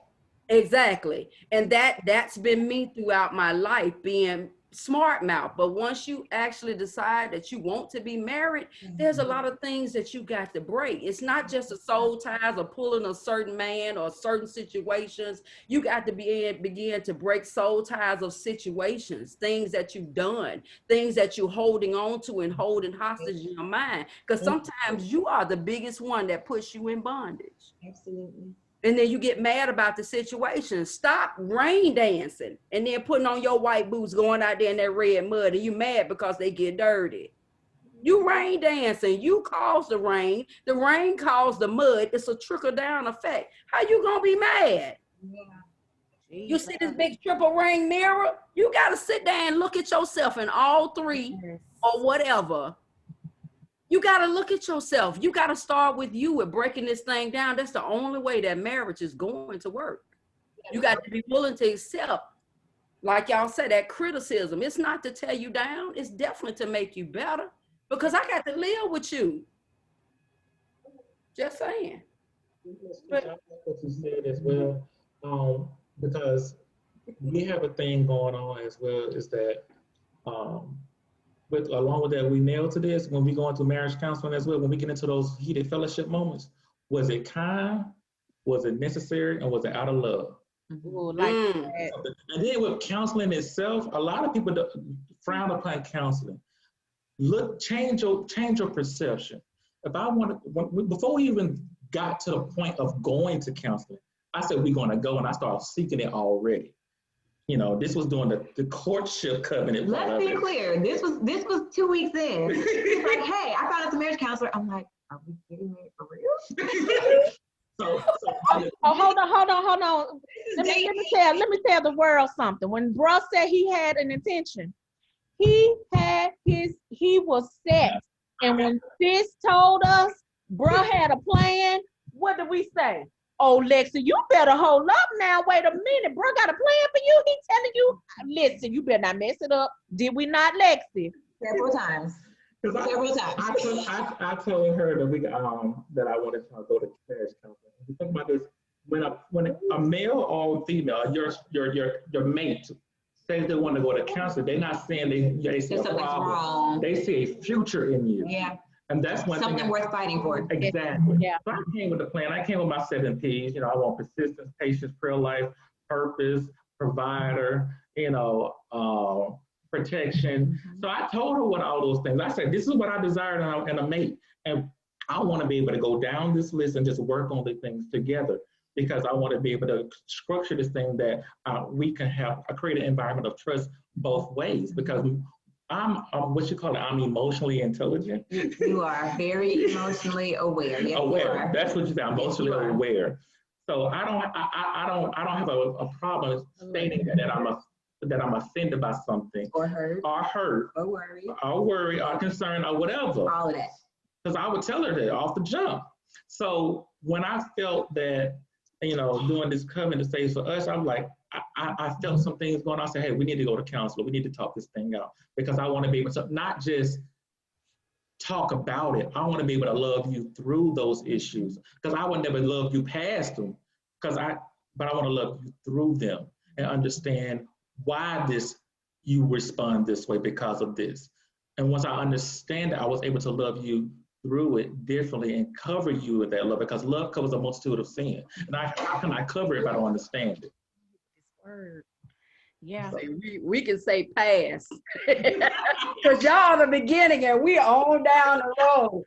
Oh, it's a lot of stuff back there, but he was finna say something. So. Yes. But y'all have given us so much that we can even glean from tonight. Like, we're gonna go back and watch it again. Hey, y'all, I wish I were taking notes. Both y'all hit us with so much. Yeah, so. You can always go back and watch the live. No, I am. Can I, if I may, I don't know where we're segueing next. Roy asked us, was it hard? And I wanted to, we never got to the story. So we like to say that our relationship, our covenant is unique. This was the second week we were together. And I was leading a small group, Relationship Goals by Michael Todd. And he was like, well, can I come to your Bible study? I'm like, sure, you can come. He's a soldier, so he's very, if he's gonna be late, he's gonna tell me, you know, and all of that. So when Bible study started and he didn't show up, I'm like, well, that's not like him. I went to the bathroom to wash my hands, and I heard the Lord say, don't worry, he will protect you. And in my mind, I'm like, okay, well, he's got guns and he's a soldier, so I thought the Lord was talking about physical protection. I did not know that at that exact moment, someone in his life, a friend, was telling him, hey, I can tell you really like Alexis, your voice changes when you talk to her, and I want you to know before you choose her, you should choose me because I'm in love with you. I had no idea that any of that was going on. His response was immediately to tell this young lady, listen, I recognize that I'm supposed to build a covenant with Alexis. It was the first time he'd ever used that word in his life. I'm supposed to be in covenant with Alexis. Can you support that? And her response was no. And they ended their several years long friendship that day. As the Lord was telling me that this man would protect me, he was literally protecting something that I didn't even know were building at the time. Because I'm still thinking, you're going to be my bowling partner, boo. We're going to eat these nachos and we're going to bowl. But he was literally, but he was literally protecting what he saw we would be. Yes, because I read. And it wasn't, I'm sorry, how did I say this from Roy? Roy asked, was it hard? He didn't even flinch in making that decision and choosing me. Because I felt that once I heard God's voice, who am I to tell him no? Who am I to tell hold those things dear to me that I want? It comes to a scripture that brings to my mind, the wages of the sin is death. Mm-hmm. Okay, but the gift of God gives eternal life. Mm-hmm. When you create that sin, whatever you may be, whatever your sin is, you don't get to choose what to die. You don't. So I could be sacrificing my peace, my prosperity, my love, my sanity, my finances, our future, for holding on something that is not of God. And the second thing, the soul ties. So, and then on top of that, I don't get to choose where it dies. It may not die in my life. It could be dying in my son's life, mm-hmm. or my spouse's life. Mm-hmm. So therefore, why would I gamble that away by not following God's word? Mm-hmm. Good. So I said, no, I ain't gonna play with it. You won't honor my covenant. You don't want to be here. You know what? I'm finna cut that umbilical cord. And you close that door and didn't look back. That's good. It hurt, but I had to let it go. Mm-hmm. So it was easy in the point of I hearing it.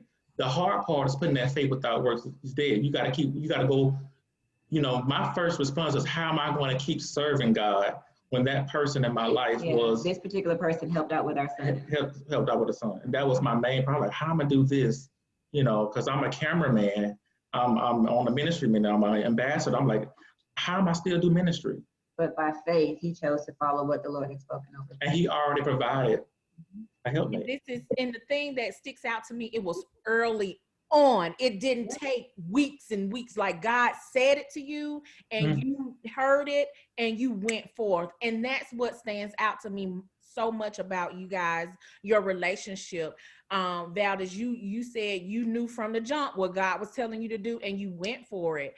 And I commend you for that, brother, because not only in relationships, but sometimes in life, we hear things, but we don't actually run after it because we got 24 questions. Well, Lord, how this gonna work? And Lord, you sure? We always questioning. But when you get yourself in an alignment with him and get obedient to what he says, man, something beautiful will come back on the other side of your yes. And so that's what I hear from you all.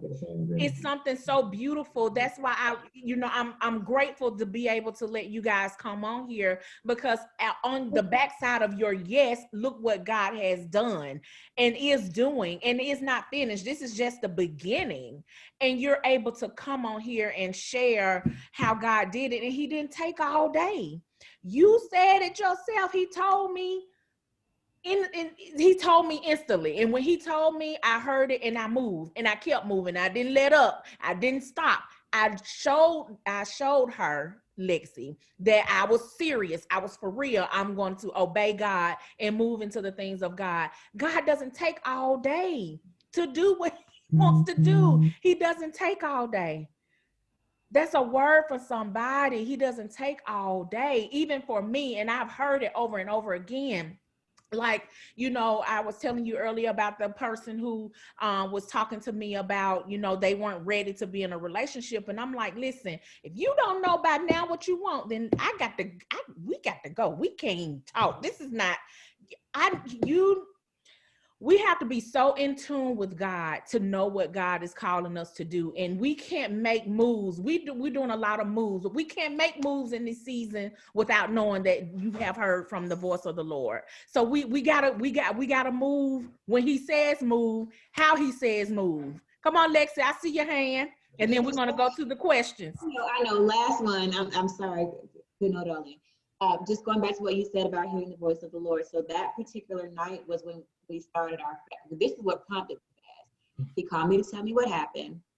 And I still, again, you're going to be my bowling partner. You cute and all, but we just going to bowl and eat nachos. So he said, listen, I'm getting ready to consecrate my house. So he's praying in the spirit while he's anointing his house. And the Lord is speaking to me in English. And whatever the Lord is speaking to me, then he starts saying it in English. So let's say he's praying and the Lord shows me armor. And then he starts praying in English, and I've got the breastplate of this and the helmet of this and the sword of this. And I'm like, okay, whoa, that was weird, but we're going to keep praying. So then he's praying in spirit again, and I see a crown. Then he starts praying in English, and I speak that my son is royalty. And I'm like, okay, Jesus, that's two. Nope, this is too much for me. So I'm like, I ain't going to pray no more. You keep praying. I'm going to read the word. I open to a random scripture, and he's praying in the spirit again. And then whatever scripture I flip my Bible to, he starts praying that in English. So I'm like, okay, there's something about this guy. There's something about this guy. So that night, I'm like, listen, I think we're supposed to be connected for whatever reason. So I'm going to go on a 3-day fast. And this man guy's like, well, I'm going to fast with you. Wait, you pray and you fast? Okay, wait a minute. Let me not get ahead of myself. So the fast, we agreed to end the fast that Friday at 6. He's a chef, so he's like, I'm going to make pork chops. It's going to be amazing. I did make pork chops. Yes, you did. And so I remember everything. And so that's the problem. And so he's cooking, and I'm walking through the house. Tisha come with me, I know. I'm walking through the house, and I'm just praying and worshiping, just setting the atmosphere so we can break the fast. And I noticed a particular item in his house that represented his fast. And so I'm like, Lord, this fast has been amazing. I still don't have clarity. If you really want me to be with this man, and I'm not saying pray for signs, but for me, I needed a tangible sign that this particular stronghold, he was ready to let go of. That's what I needed for me. It was a big representation of his past. We ended the fast, and we ate, and I went to sleep like, well, Lord, I didn't hear you say no, and I didn't hear you say yes, so I'm not moving. Because in the past, I'd be like, well, Lord, I didn't hear you say no, so I'm going forward. This time, I'm like, until I hear from you, period, I'm not moving. The next day, I was with y'all, July 11th. I get to his house after we serve, and he says, listen, I need you to come in the house and not talk. What you mean not talk? Have you met me? And he's like, listen, he turned on Yes by Shekinah Glory Ministries, and he said, the Lord told me to tell you that I need to purge. And if I would have purged without you being here, you would have thought I was just hiding my past from you. You need to see me purge. And we went to the house and just started letting go of his past, like putting things in the trash bag while Yes is playing. And we tied it up together, prayed over it, threw it away. And I'm like, this is great, Jesus, but that one thing I asked you to move is still there, so we're going to be friends. We get ready to sit down on the couch, and he's like, oh, we forgot something. That one thing. And he just so effortlessly, going back to Roy's question, was it easy? He just so effortlessly grabbed it and threw it away. Like, okay, let's eat. I'm like, okay, God, I hear you. And my answer to his yes is yes. And now I'm shutting up for real to stop. It's just beauty. It's beauty in both of it. And look at Keisha. It's beauty in both of it. And he just sit back like, Hey, you're a gentle giant. I'm just like, Oh, Roy. Hey, Mr. Roy, how you doing? Come on. You guys are funny. yes. I am really just in awe of you guys. Where you've come from, the amount of things that you've learned so far, and the way that God has done with you guys. I'm still encouraged with that. And I often say God's moves is like a chess game. It's not checkers. Yeah. When he moves, he deals with this person, that person, and this person, and he is so far Alignment. down the road from what our little finite minds are thinking. Yeah. It's crazy. And that's what, while you were talking, I'm just in awe, just thinking of how when you decide, when you heard him, and he told you to leave what you were most familiar with, what you knew, your Chaldean experience, when he told you to go, this was like family. And he told you, go where I tell you to go. I know you don't know it, but go ahead on and go where I'm telling you to go, and I'm gonna meet you there. And when you decided in your heart, okay, that's fine, she was quickened at that point. Just like that. She didn't know. You didn't know, but right there, her heart, before the whole situation happened, her heart was already white. The harvest was there. He already had her set up at that point. There was no stopping what he had put in place just by you saying, okay. And you meant that in your heart. He heard you. Just and just like he promised him to make him the father of many nations, a promise that he had been asking, he did you the same way. Hezbollah, look that word up. And it's what you've been saying the whole time, your desire to be married. He had given it to you. And because you let go and let, as we say, that let go and let God. It was already set in place. No matter what it would have looked like, no matter what it would have sounded like, it was already set in stone. So that is just awesome. So the things that you guys went through, it was for your own sakes, and it's again his chess moves. Even by you forgetting that one thing that she needed to see, and he was sitting there waiting on her. He was laughing to himself because she's like, oh God, okay, well, I'm gonna go ahead on this way, cuz you didn't allow this to go home, you know. And he was like, yeah, just give me a sec. I got you. And then he quit, boom, just like that. And this was something that you probably never thought that you would get rid of, or that you could never walk away from. But just like that, you just, and you went on for her sake, for her. And that's awesome that he moved you in just that way, to where you could give up something that was real for you. And you know, again, it wasn't hard because it was his will. And so I'm just like, I want to see where you guys go from here. We're gleaning, even though we over in and we're gleaning. Sure. We're still Ruth and Boaz. There's a lot to learn. There's a lot to learn. I'm going to say this. In my first marriage, he taught me, even though we were going our separate ways or whatever, he taught me some things. He said, look, this is what I want you to do. No matter how upset you get, this is what I want you to do. I want you guys to sit in your bed right next to each other. And I want you, because he had told me about the hats and all of that. Me and we wear different hats. You're going to have to be a husband. You're going to have to be a confidant, a friend, a provider, and everything else. And you put these different hats on. And he said to me, take off all your hats. And I want you to take your best friend hat and I want you to put it on. Oh my God. And you guys sit in your bed and just talk. Whatever she wants to say, let her say it. My God. You're her best friend, not her husband. So even if she wants to talk to you about you, gotta listen. You just listen. Don't respond. No matter how. no matter how hard them blows come, don't respond. Don't say anything.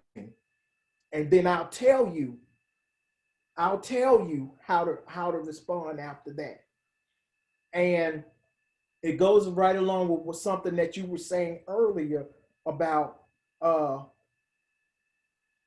to deal with her. You remember the Bible says to deal with your wife according to knowledge. It's not the knowledge of the Bible. It's not your knowledge of the word. It's your knowledge of her. What you learn from her. That's why he allowed you guys to go through the courtship that you went through so that you could learn her. You could see what it is that makes her tick. All the things that the classes, the counseling is for you to learn how to deal with her and knowledge. Why? Because you're hearing her. You're hearing her heart, you're hearing her spirit, you're hearing it. So now you know, okay, well, if I do this, she gonna get mad. Or if I say this, that's gonna rub her the wrong way. And a lot of times you're gonna have to deal with that. You're gonna have to sit and think before you say a whole lot of you're gonna have to, it's gonna come. You're gonna have to. And that's just your job as a husband. Your job as a husband is to protect your house, not all just your physical house, but I mean, you wouldn't leave your windows open with her in the house by herself, would you? Well, we're gonna protect the brand. That's what we know about that one. We gotta protect the brand. Same thing in the spirit. Right. Anything that you don't leave anything out in the open that would allow her to allow some things to fester and add on and all that, you can't leave that open. You gotta close those windows, no matter how hot it get or whatever. You gotta close those windows and not allow that to settle in your home. That's your home. That's your sanctuary. Your peace. I mean, I often, I do a little photography or whatever, and there's this wedding shoot that I want to do, and the husband and the wife, and I turn him to the side like this, where he's facing away from her, but she is sitting and she's leaning into his back. And I ask, okay, do you feel where you are? I ask him, do you feel her? She's your backbone.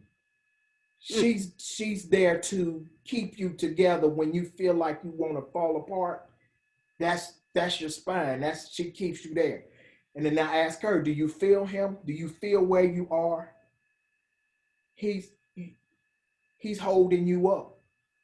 Even though you feel like you're about to fall over and you just he's still there. You can fall on him. You can lean on him and he'll be there to hold you. That's what a marriage is. We've got so many of these kids nowadays who it looks good on paper to say, I got a babe, I got a boo. And they out there tearing each other up. That's why the marriages don't last. First off, God was never in it.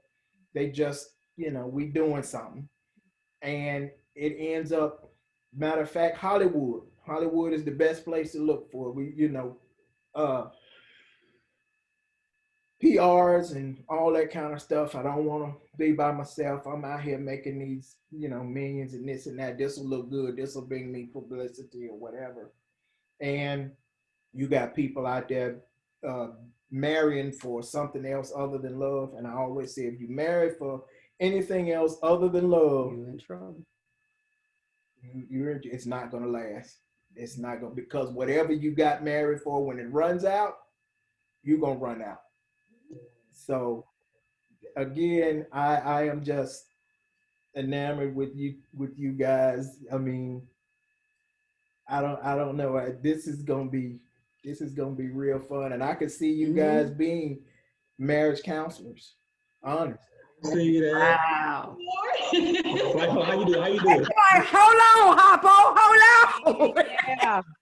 And it only comes back to your experience. But it's true though, because I mean, y'all known each other since 2014, and I came shortly thereafter. So I've had a chance to watch.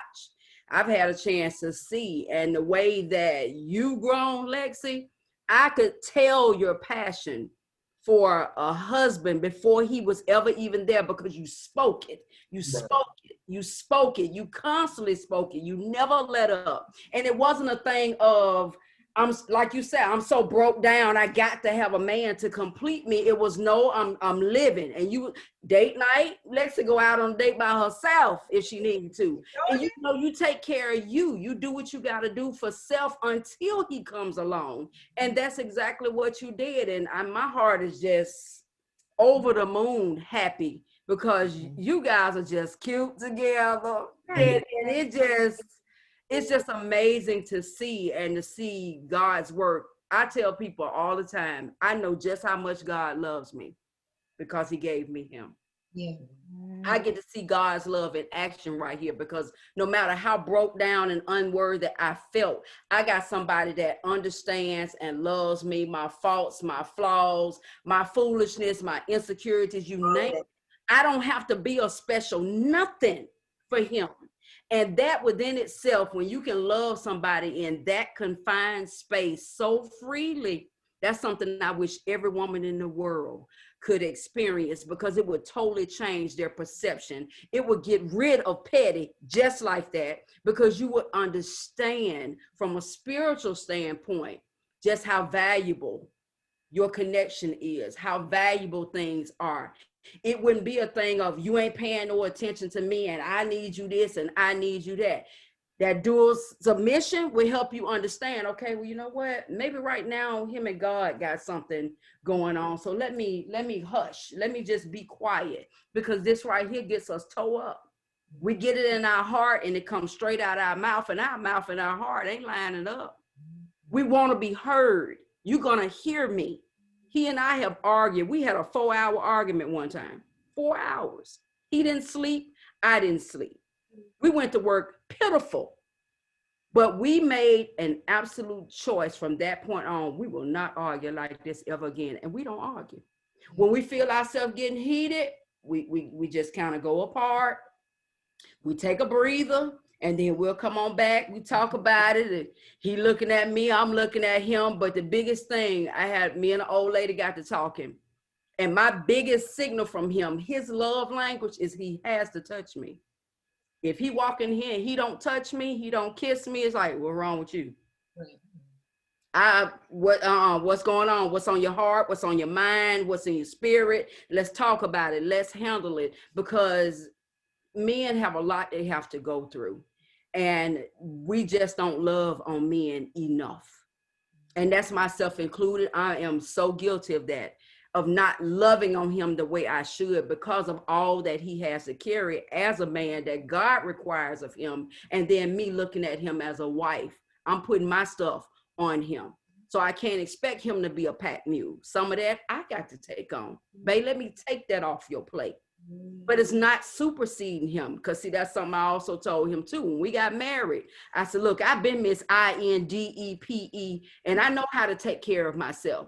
But when I came out my mouth, I told him, I need you to take care of me. I don't need you to take care of me. I can take care of self. There's a distinct difference between the two. But when I said it, his earthly ears only heard, oh, you don't need me? Oh, okay.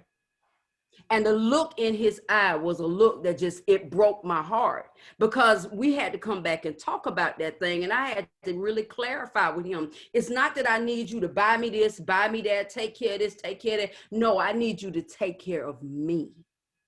Me. Just this right here. Me. Take care of my heart. When I fall, I need to know you're going to be able to pick me up and put me back together. Like he's saying, that backbone, being able to lean into each other. It's like Swiss cheese and you pouring water over it. You got all this that's going to move through every last one of them holes, and it will puddle and surround the base. That is your foundation. You got to be strong in that. You got to have a strong foundation or it will fall apart. That's how we made it 11 years and going to make it plenty more, because we stuck like shop. I ain't going nowhere. For what? Ain't nothing out there. Just because you think the grass is green on the other side, the enemy know what you like. Absolutely. And he's sitting right there. He done custom created how she need to smell, how she need to look, how she need to walk, how he need to smell, the whole 9 yards. He got him customized exactly like in your mind before your spouse or your other came along. Those different thoughts. So yeah, he got all that right there, and he gonna craft something that just like it to see if you gonna bite. But the thing is that covering. You got to always have that covering. He got to pray for you. You got to pray for him. That's a must. That's non-negotiable, period. No matter how mad you get, you got to pray. And never leave the house. That's a rule of thumb for us. We don't leave the house when we're mad. We got a big old house. We got 4 whole bedrooms. I'll go to another room, but I've told him I'll never put you out your bed. I'll never do that. He's never been put out his bed. I'll leave the room. Never put him out his bed, never put him out his house. I ain't trying to take nothing from him. And again, like I said, if I was that chick that was totally out of line because I made more money than him, I could act a fool and clown, but for what? Because God gonna whoop me for it. That brings, and I know you want to share something. What you just said about, you know, how you got salary and you could act a fool. Something that we learned early on is that men need respect and women need security. So I try to make sure that I love from that place of respecting him, and he tries to make sure he loves from that place of making sure that I feel secure. And that's what makes it easier to follow his lead. I know you wanted to share something. I'm glad that you said that, Mr. Roy, that you see that we are a relationship counselor now and on our spirit over us, because that was one that we think that we came together to our agreements and our purpose. And I said, I spoke over our relationship. I wanted our relationship to bless other people. And I said, that's what I wanted. That was the vision that I had. That I felt. We had to write our vision. We had to write our down. That was our vision homework, and doing our before counsel, we did self-counseling. We're gonna read this book. We're gonna do this program. We so did. Yeah, we couldn't wait on them. We were committed. Because we wanted to. We were seeking the counselor, and during that time we were seeking, it was still time that we just said we still want to invest in ourselves. Let's buy a book. Let's buy this book. Let's read this book together. Let's watch this sermon together. Let's do this Bible plan together. Yeah. Even though we may not be together physically, we were still made Zoom calls. You know, we made Zoom. That's amazing. We never did counseling. So the thing about it is, that's one thing. And then I had another vision. I wanted to say before we actually take that walk down the aisle, I wanted to put a new covering over us. We need to get baptized together. That's before we cross that line. I said, this is what I want to do. I laid it down. I said, this is what we want to do. Can you do that with me? Why not? Let's go. And when I had that energy from her, and we feed off each other, we ready to go.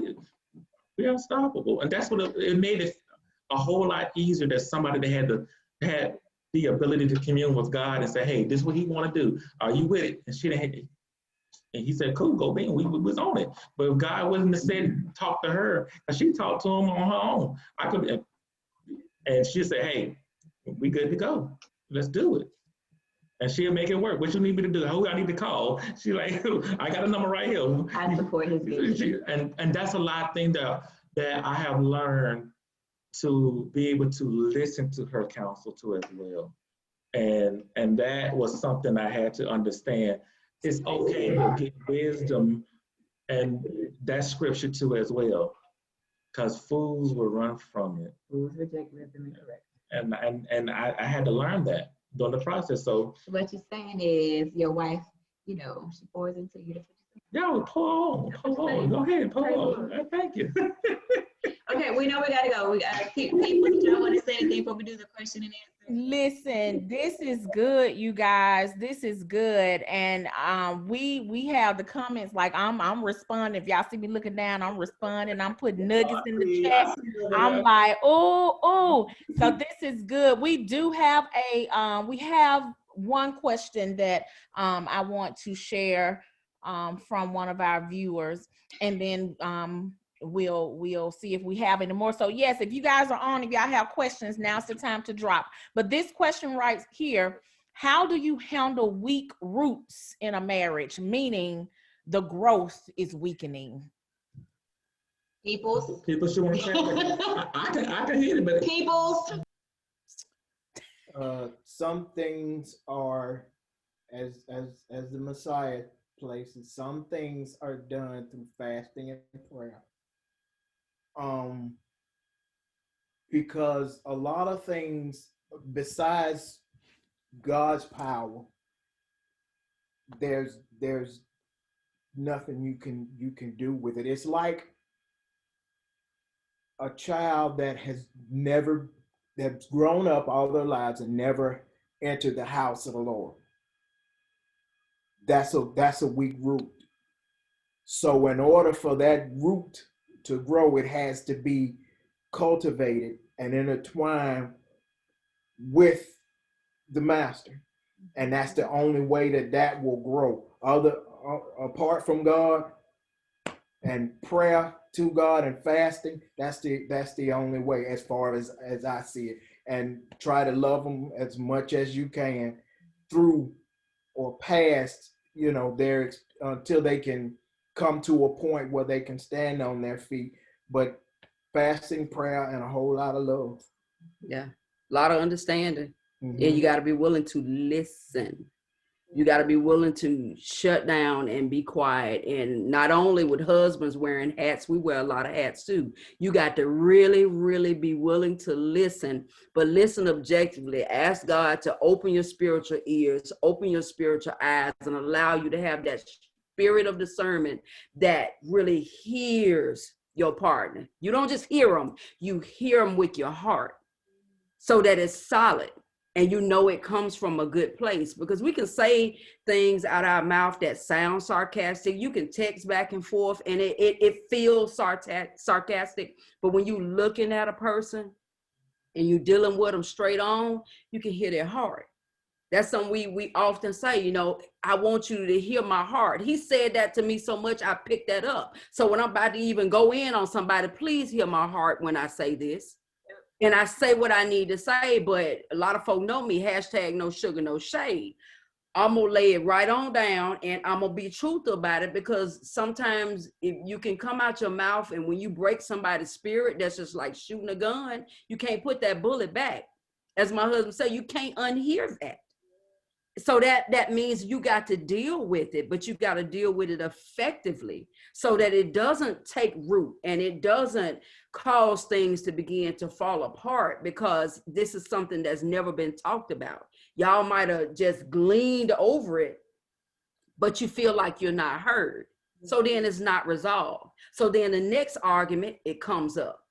You argue back and forth, but then you just kind of fizzle out and you go on, but it was unresolved. Then the next argument, it comes up. It just gets bigger and bigger and bigger until one fine day, boom, you got this heck of an explosion of all these emotions, and you trying to figure out, okay, wait a minute, where'd that come from? I thought we talked about that. I thought we got that done. Well, no, you didn't, because somebody else is still there. So you can easily put each other in bondage in a marriage, in a relationship, and not even intend to do it.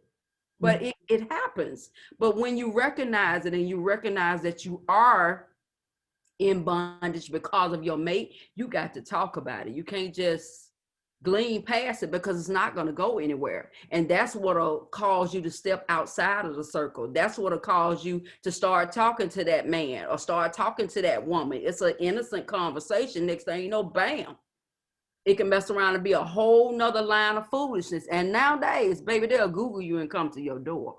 Yes, hey, I'm his girlfriend. Or hey, that's my boo. It's like, wait a minute, hold on. They'll come to your door now. They don't care nothing about it.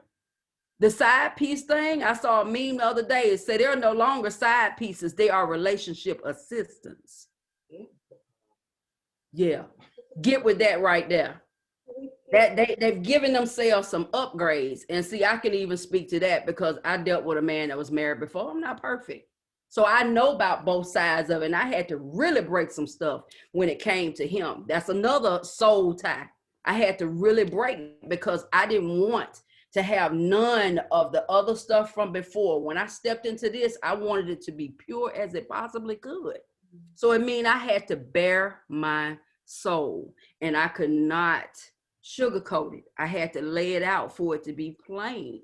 in order for him to hear me, in order for him to be able to hold my heart and mold me, because you do mold each other. Even though you're grown, there's so much you still learn, and there's so much that goes on with your relationship between a husband and a wife.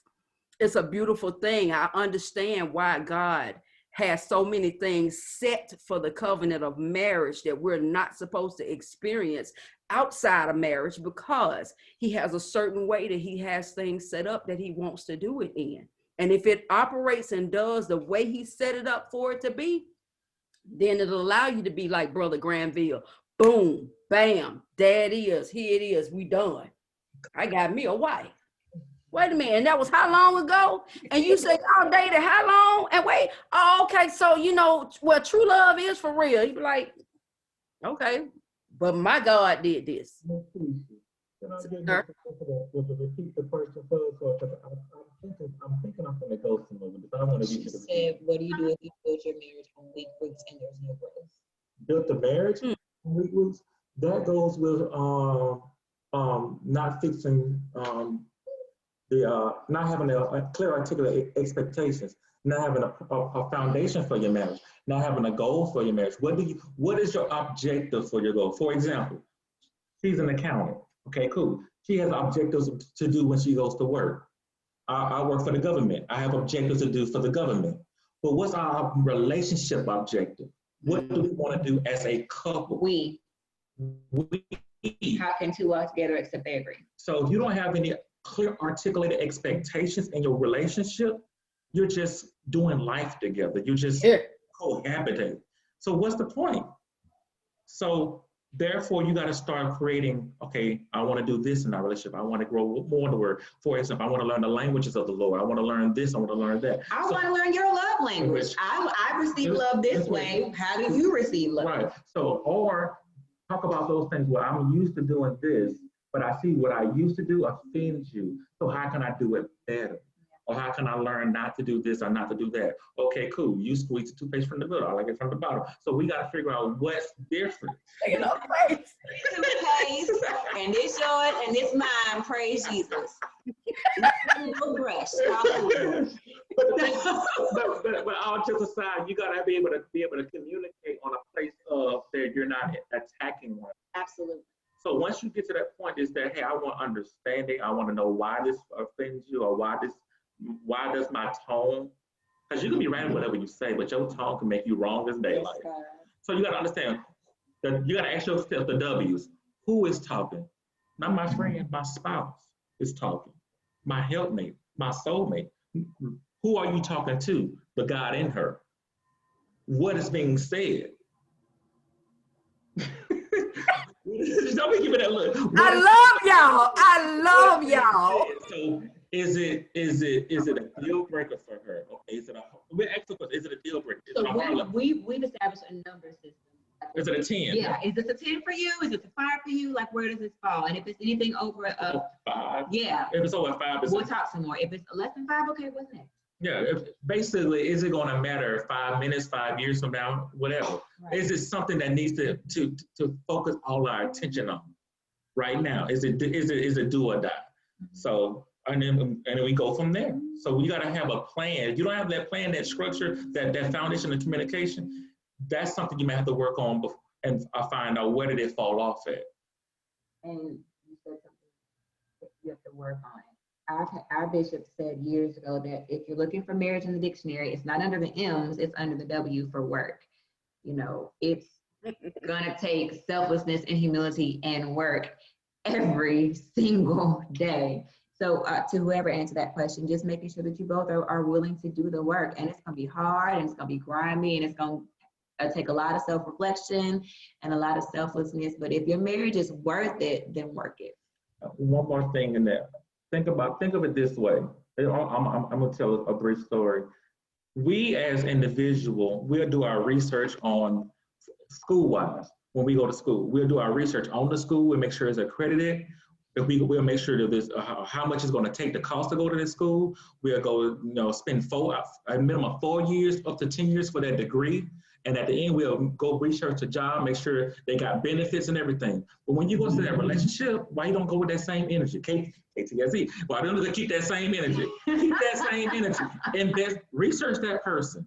Learn what they want to know about. Go to their history. What do they want in life? What do they see themselves going? If you don't invest that much time as you do in going to get that degree, and then you just say, okay, we're just gonna wing it. We're gonna see where it goes. And then you wonder why it don't work. Because you didn't put no effort in learning this person you're gonna spend life with. And I'm sure y'all can attest to this. You guys are 11 years in, relearning each other. I'm sure you're not the same person at a year 11 that you guys were at year 1 and 2. Right. It's continuing. You got to be willing to grow together. You got to let that person grow. That's just like if you take a sponge while it's dry and you stick it inside this little box, but you feeding water inside to that sponge is growing. So if that box is not expanding for that sponge, you're going to choke that sponge out. Yeah. How much do you think that person is going to take if you're not going to allow them to be heard? You're not going to allow them to be able to tell you how they feel. Yeah. That is some of the biggest reasons why people step outside of their relationships, because they don't feel heard. They don't feel appreciated. Who's got time for that? COVID out there. Now, we ain't even talking about the rest of the stuff. COVID is out there. Who got time for that? Well, and that's another thermometer check that we do too, Keisha. We'll ask each other, do you feel love, do you feel value, do you feel respect? Do you feel love, do you feel value? If your answer is no to any of those, well, let's talk about it.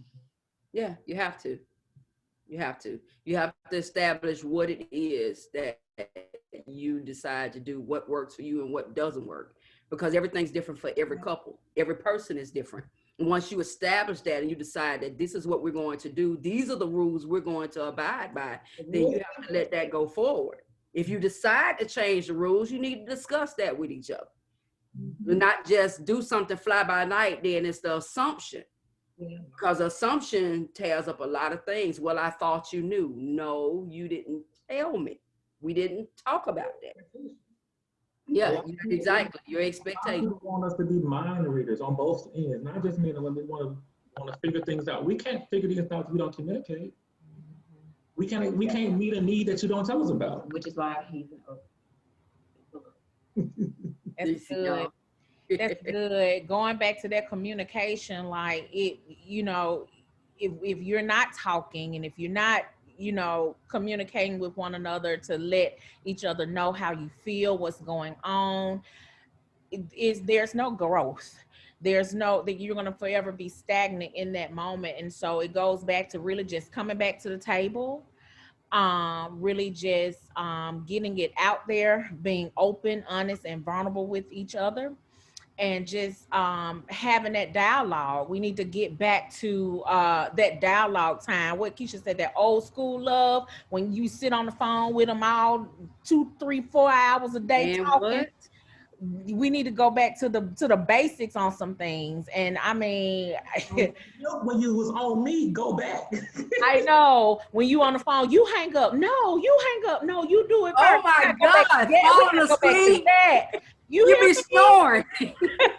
Girl, when he was still in Virginia and I was here, we burned up over 23,000 minutes in 1 month. Wow. 1 month. But that's good. A lot of times he would get up and get ready for work and I'm in his ear all day. He's been at work and done a whole shift and I'm in his ear because I'm rolling to South Carolina or whatever, and he's on the line, he's working, he's doing his thing, he's moving around, and we just right there. Sometimes it's just knowing that we're there. Yeah. He's there or I'm there. We're on the phone with each other. There have been times even when we argue, we'd be on the phone, it'd be dead silence, but it's knowing that the other person's on the other end. Look at that. Just the fact that they there, you can feel breathing. Yeah. You just hit a breathe, you good. You all right? Yeah, I'm all right. You all right? We gotta get back to it, y'all. We gotta get back to it, man. This has been amazing. Always. I have just, for the last few moments, just sitting and looking at you guys talk, and I'm like, come on here, Jesus. Come on here, Jesus. I see what you're doing. I see what you're doing. But it's so much as a single person that I can glean from the People's Story and as well as the Grambles. My sis, whether you know it or not, and she smiles every time we say that. But your story is so transformative, and to just be able to be a front seat viewer of what God is doing, it's like, man, look at the Lord. Like, wait a minute. And to see you guys interact and y'all on one accord, and to just, God is good. And not only that, the people's hearing the knowing that you guys were, friends and back then, and now y'all here 11 years and y'all coming and sharing your story, knowledge and wisdom from a perspective of being married from some time. It's just so much wealth and knowledge, and this conversation can go on and on and on. So I'm already telling you guys, be ready, because we calling you back for part 4. By that time, Lexi, they will be married, newlyweds. Next month. You hear me? Yes. They are getting married next month. So they'll be newlyweds. And you guys will try to get the Newtons back on, because that was powerful too when the news was here as well, because they have a very transformative story too. And again, I was a part of that, seeing how Tamika got there. I am just blown away at God's goodness and how he is using you all to be a beacon of light for us. I say us, because we're going to be sitting on the other side there. Amen. Amen. There you are. Even when you're on the other side, you still Ruth, you're still Boaz. You have something to offer, and you got something to learn. It never stops. Yeah. That's right. Never stops. Yes. You can learn from somebody else. Yes. And that's we all gonna be tired. We're gonna have to get us a big old table, and we all just sit there and feast it up when we finally can. You hear me? Somebody, wait, hold on, Val. We're gonna need your crew to come in. You know how you did us the last time, had the and all that stuff, the ring light. We're gonna need that one day. Hey, I got a ring light too. Hey, all around the table. Look, I have one, but it's like the one you put on your phone. It's not like the. I got you. I got you. Got me. See what I'm saying? Okay, so already know we're gonna get this thing together for the next, because this conversation can go on for hours and hours, because you hear something and you say this and say that, and I'm blown away by what God has done on this day. And it's definitely a conversation, and I feel something in my spirit. And Roy and Valdez, I'm gonna have to get with you on something that we need to do, because we need some men to get in on this word, to hear from a man's perspective. And you guys have something, and we talked about this, Valdez, not too long ago, about something that we were trying to do for June. But we need to get to the men, because they need to be a part of this as well, to hear how you all have allowed love to come in, and how you have allowed God to change you over time to get you to this point to where you all are today. So be ready. I'm telling you, Roy over there, he been quiet, but when he opened his mouth, he dropping them gems. You hear me? And it is so needed. It is so needed. We need that. We need that. So I'm telling you, man, we are going to have to get together real soon, because this conversation can't stop.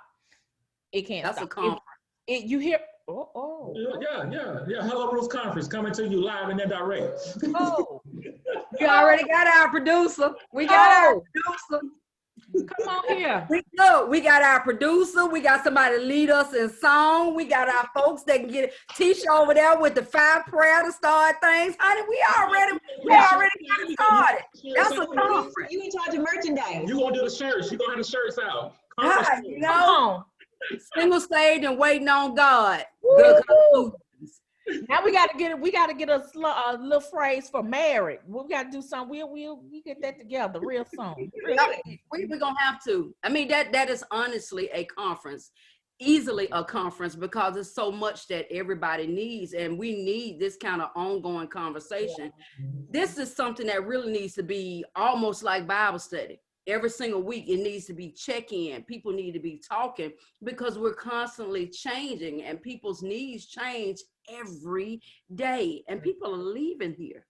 People are leaving here and not living their lives. They're giving the graveyard their talent and they're not living in their full potential. And we need that. Each and every one of us is connected. And what you think it might be for, you ain't got nothing to do with it. It's just God's using you to set something up, like the chess moves. That's the best chess master I've ever seen in my life. His plans, what you say, his plans are flawless. God's plan is flawless. When he gave me that one when I was in pageantry, it blew my mind. Because I was like, and that was something I had never heard nobody put it like that before. And if you hashtag it, you see it's all under my stuff. And now it is for real shirts. And these, I asked her for one thing and she gave me something totally different. She didn't know nothing about, the only thing she know about Lex and them is what Lex and them are wearing and the information that I've given her or whatever small conversation her and Lexi have had. She don't really know that this ties into Lex and them's marriage and what they're getting ready to do when they get married next month. She don't know nothing about this, but Lex and them got their shirts too. So yeah, she's going to Grantsville and got y'all dates on the back. Well, this is your next step right here. His room, here, her Boaz. Come on now. Yeah. And I didn't even ask for it. Blew me away. Yes. And to know that this is what they're doing for their marriage, their thing. Yeah. Tell me, God is not intentional. He's intentional. Mm-hmm. Yeah. God is amazing. He is. So I'm happy I can still be a part of this. This is amazing. Thank you for allowing us to come in and be able to put our point of view on the table. We coming. Y'all poured so much into us. We thank you guys so much for just accepting and saying yes, yes to the vulnerability of being humble, open, and transparent to people that don't know you, that may cast stones or cast judgment, but you was still willing to say yes, because there may be someone out there that's in a position or in a situation that needed this kind of information. I also wanted just a few announcements. She plugging. Just a few announcements.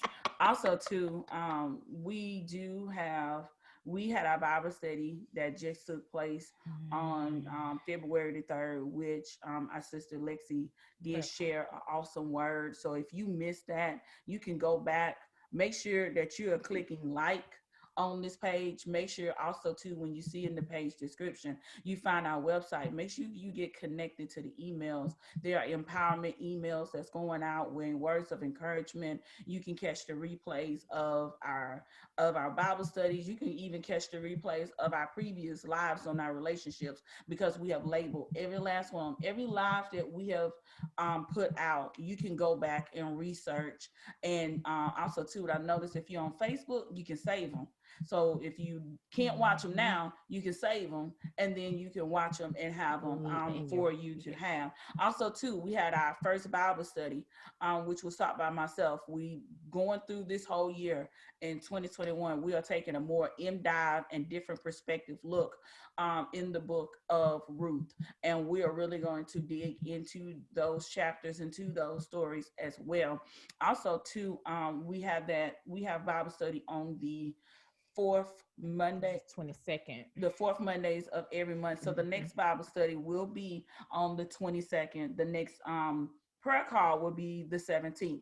Those things you will see in our emails, those things you will see on our Facebook page. Also find us on Instagram and on YouTube. We do, after this event here, if you know somebody, maybe they're not on social media, but you want to get this word to them, hey, make sure you go and like and subscribe to our YouTube page. Our YouTube page shows where we have our messages and even things from before as well. Last thing I say is, we overcome by the blood of the Lamb and the word of our testimony. This here is nothing but a moment for overcoming. This here is nothing but a moment not to make you feel some type of way in negativity, not to offend you, not to make you feel like you got to do this, you got to do that. But this here was a word of hope and a word of encouragement. And I always encourage people to say, well, not I, but we always encourage people to say, hey, if you do not have a relationship with God, all you have to do is simply, that's the first thing you have to do.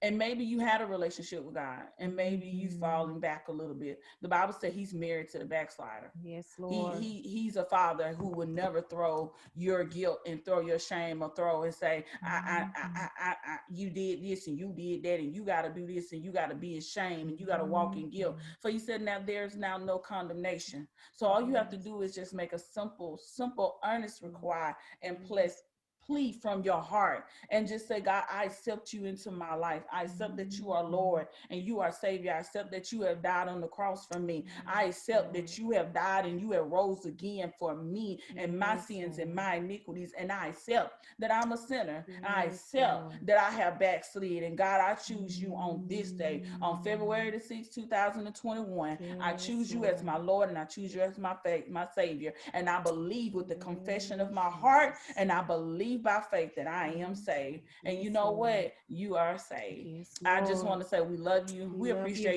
you. Let us know if anything that reached out to you, if you want to get with Keisha where you want shirts done. Hey, we're not stingy. We're not stingy. We help people. So just reach out to us.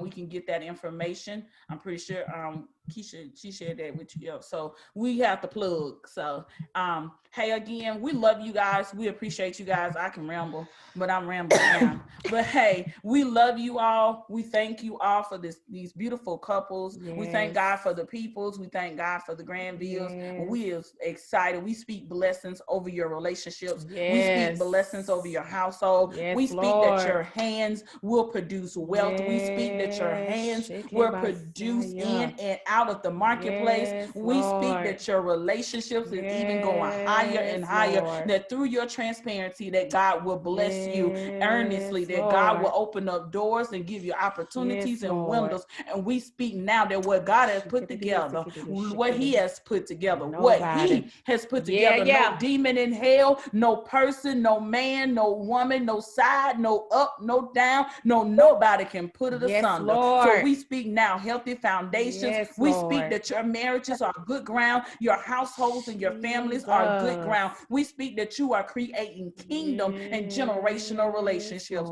We speak wholeness over you. We speak healing. We speak completion. We speak now that the firm foundation, that you're not building on sand and quicksand, and you're not building on rocky ground, but you are building on the solid rock, and that is God. Love you all. See you all, and you all have a great and blessed day. We love you guys. Thank y'all so much. Thank y'all so much. Y'all have an amazing Saturday, amazing day. Thank you. Love you all. We'll be seeing you. Church are open where you come in here praying. I love it when you pray, girl. Hey, that man got to deal with her. He got something to deal with. He gonna have to come with it. Let me tell you something. I've been mandated. I've been mandated on March. What is it? March 6th. March 6th. Yeah, March 6th, I have a mandate over my life. And let me tell you this right here. If I don't pray now another day, I told the Lord, if this stroke of mine, don't pray now another day. Oh, I have to pray on that day. Yes, you do. So, I had a vision. I wrote the vision and made it plain. Sure did. And I said, look, Lord, she include me in it. So I got to be a part of it. So I got to make sure I drink tea. I can't talk to nobody. I can't do nothing for that week. Look, gonna have your towel around the house. Yes, I'm gonna have me a towel just like this. Get her some tea, Lexi. You know how to get her right. You're like, write it down. Don't just say nothing. Write it down. I can't do nothing. So if you need a request of prayer from me on that week, you're gonna have to just I'm gonna have to Hold wave on. my hand. Let the Tisha, Lord- this be you. I'm gonna text you a prayer. I love you. I love you. I love y'all. No, we love you love all. We y'all. done took up most of y'all day. So you know what? We love you guys. Y'all have a great day. Have a great and prosperous day. That's You all right. ready? Y'all hear from us? It's been productive. Yes, It's it been has. very Yeah, productive. yeah. This Yes, was it needed. has. More of it is needed. So we're good. Yes, He God. going to bed, and I got a few things to do. I got to see you today, Lexi. Praise God. I'll be here.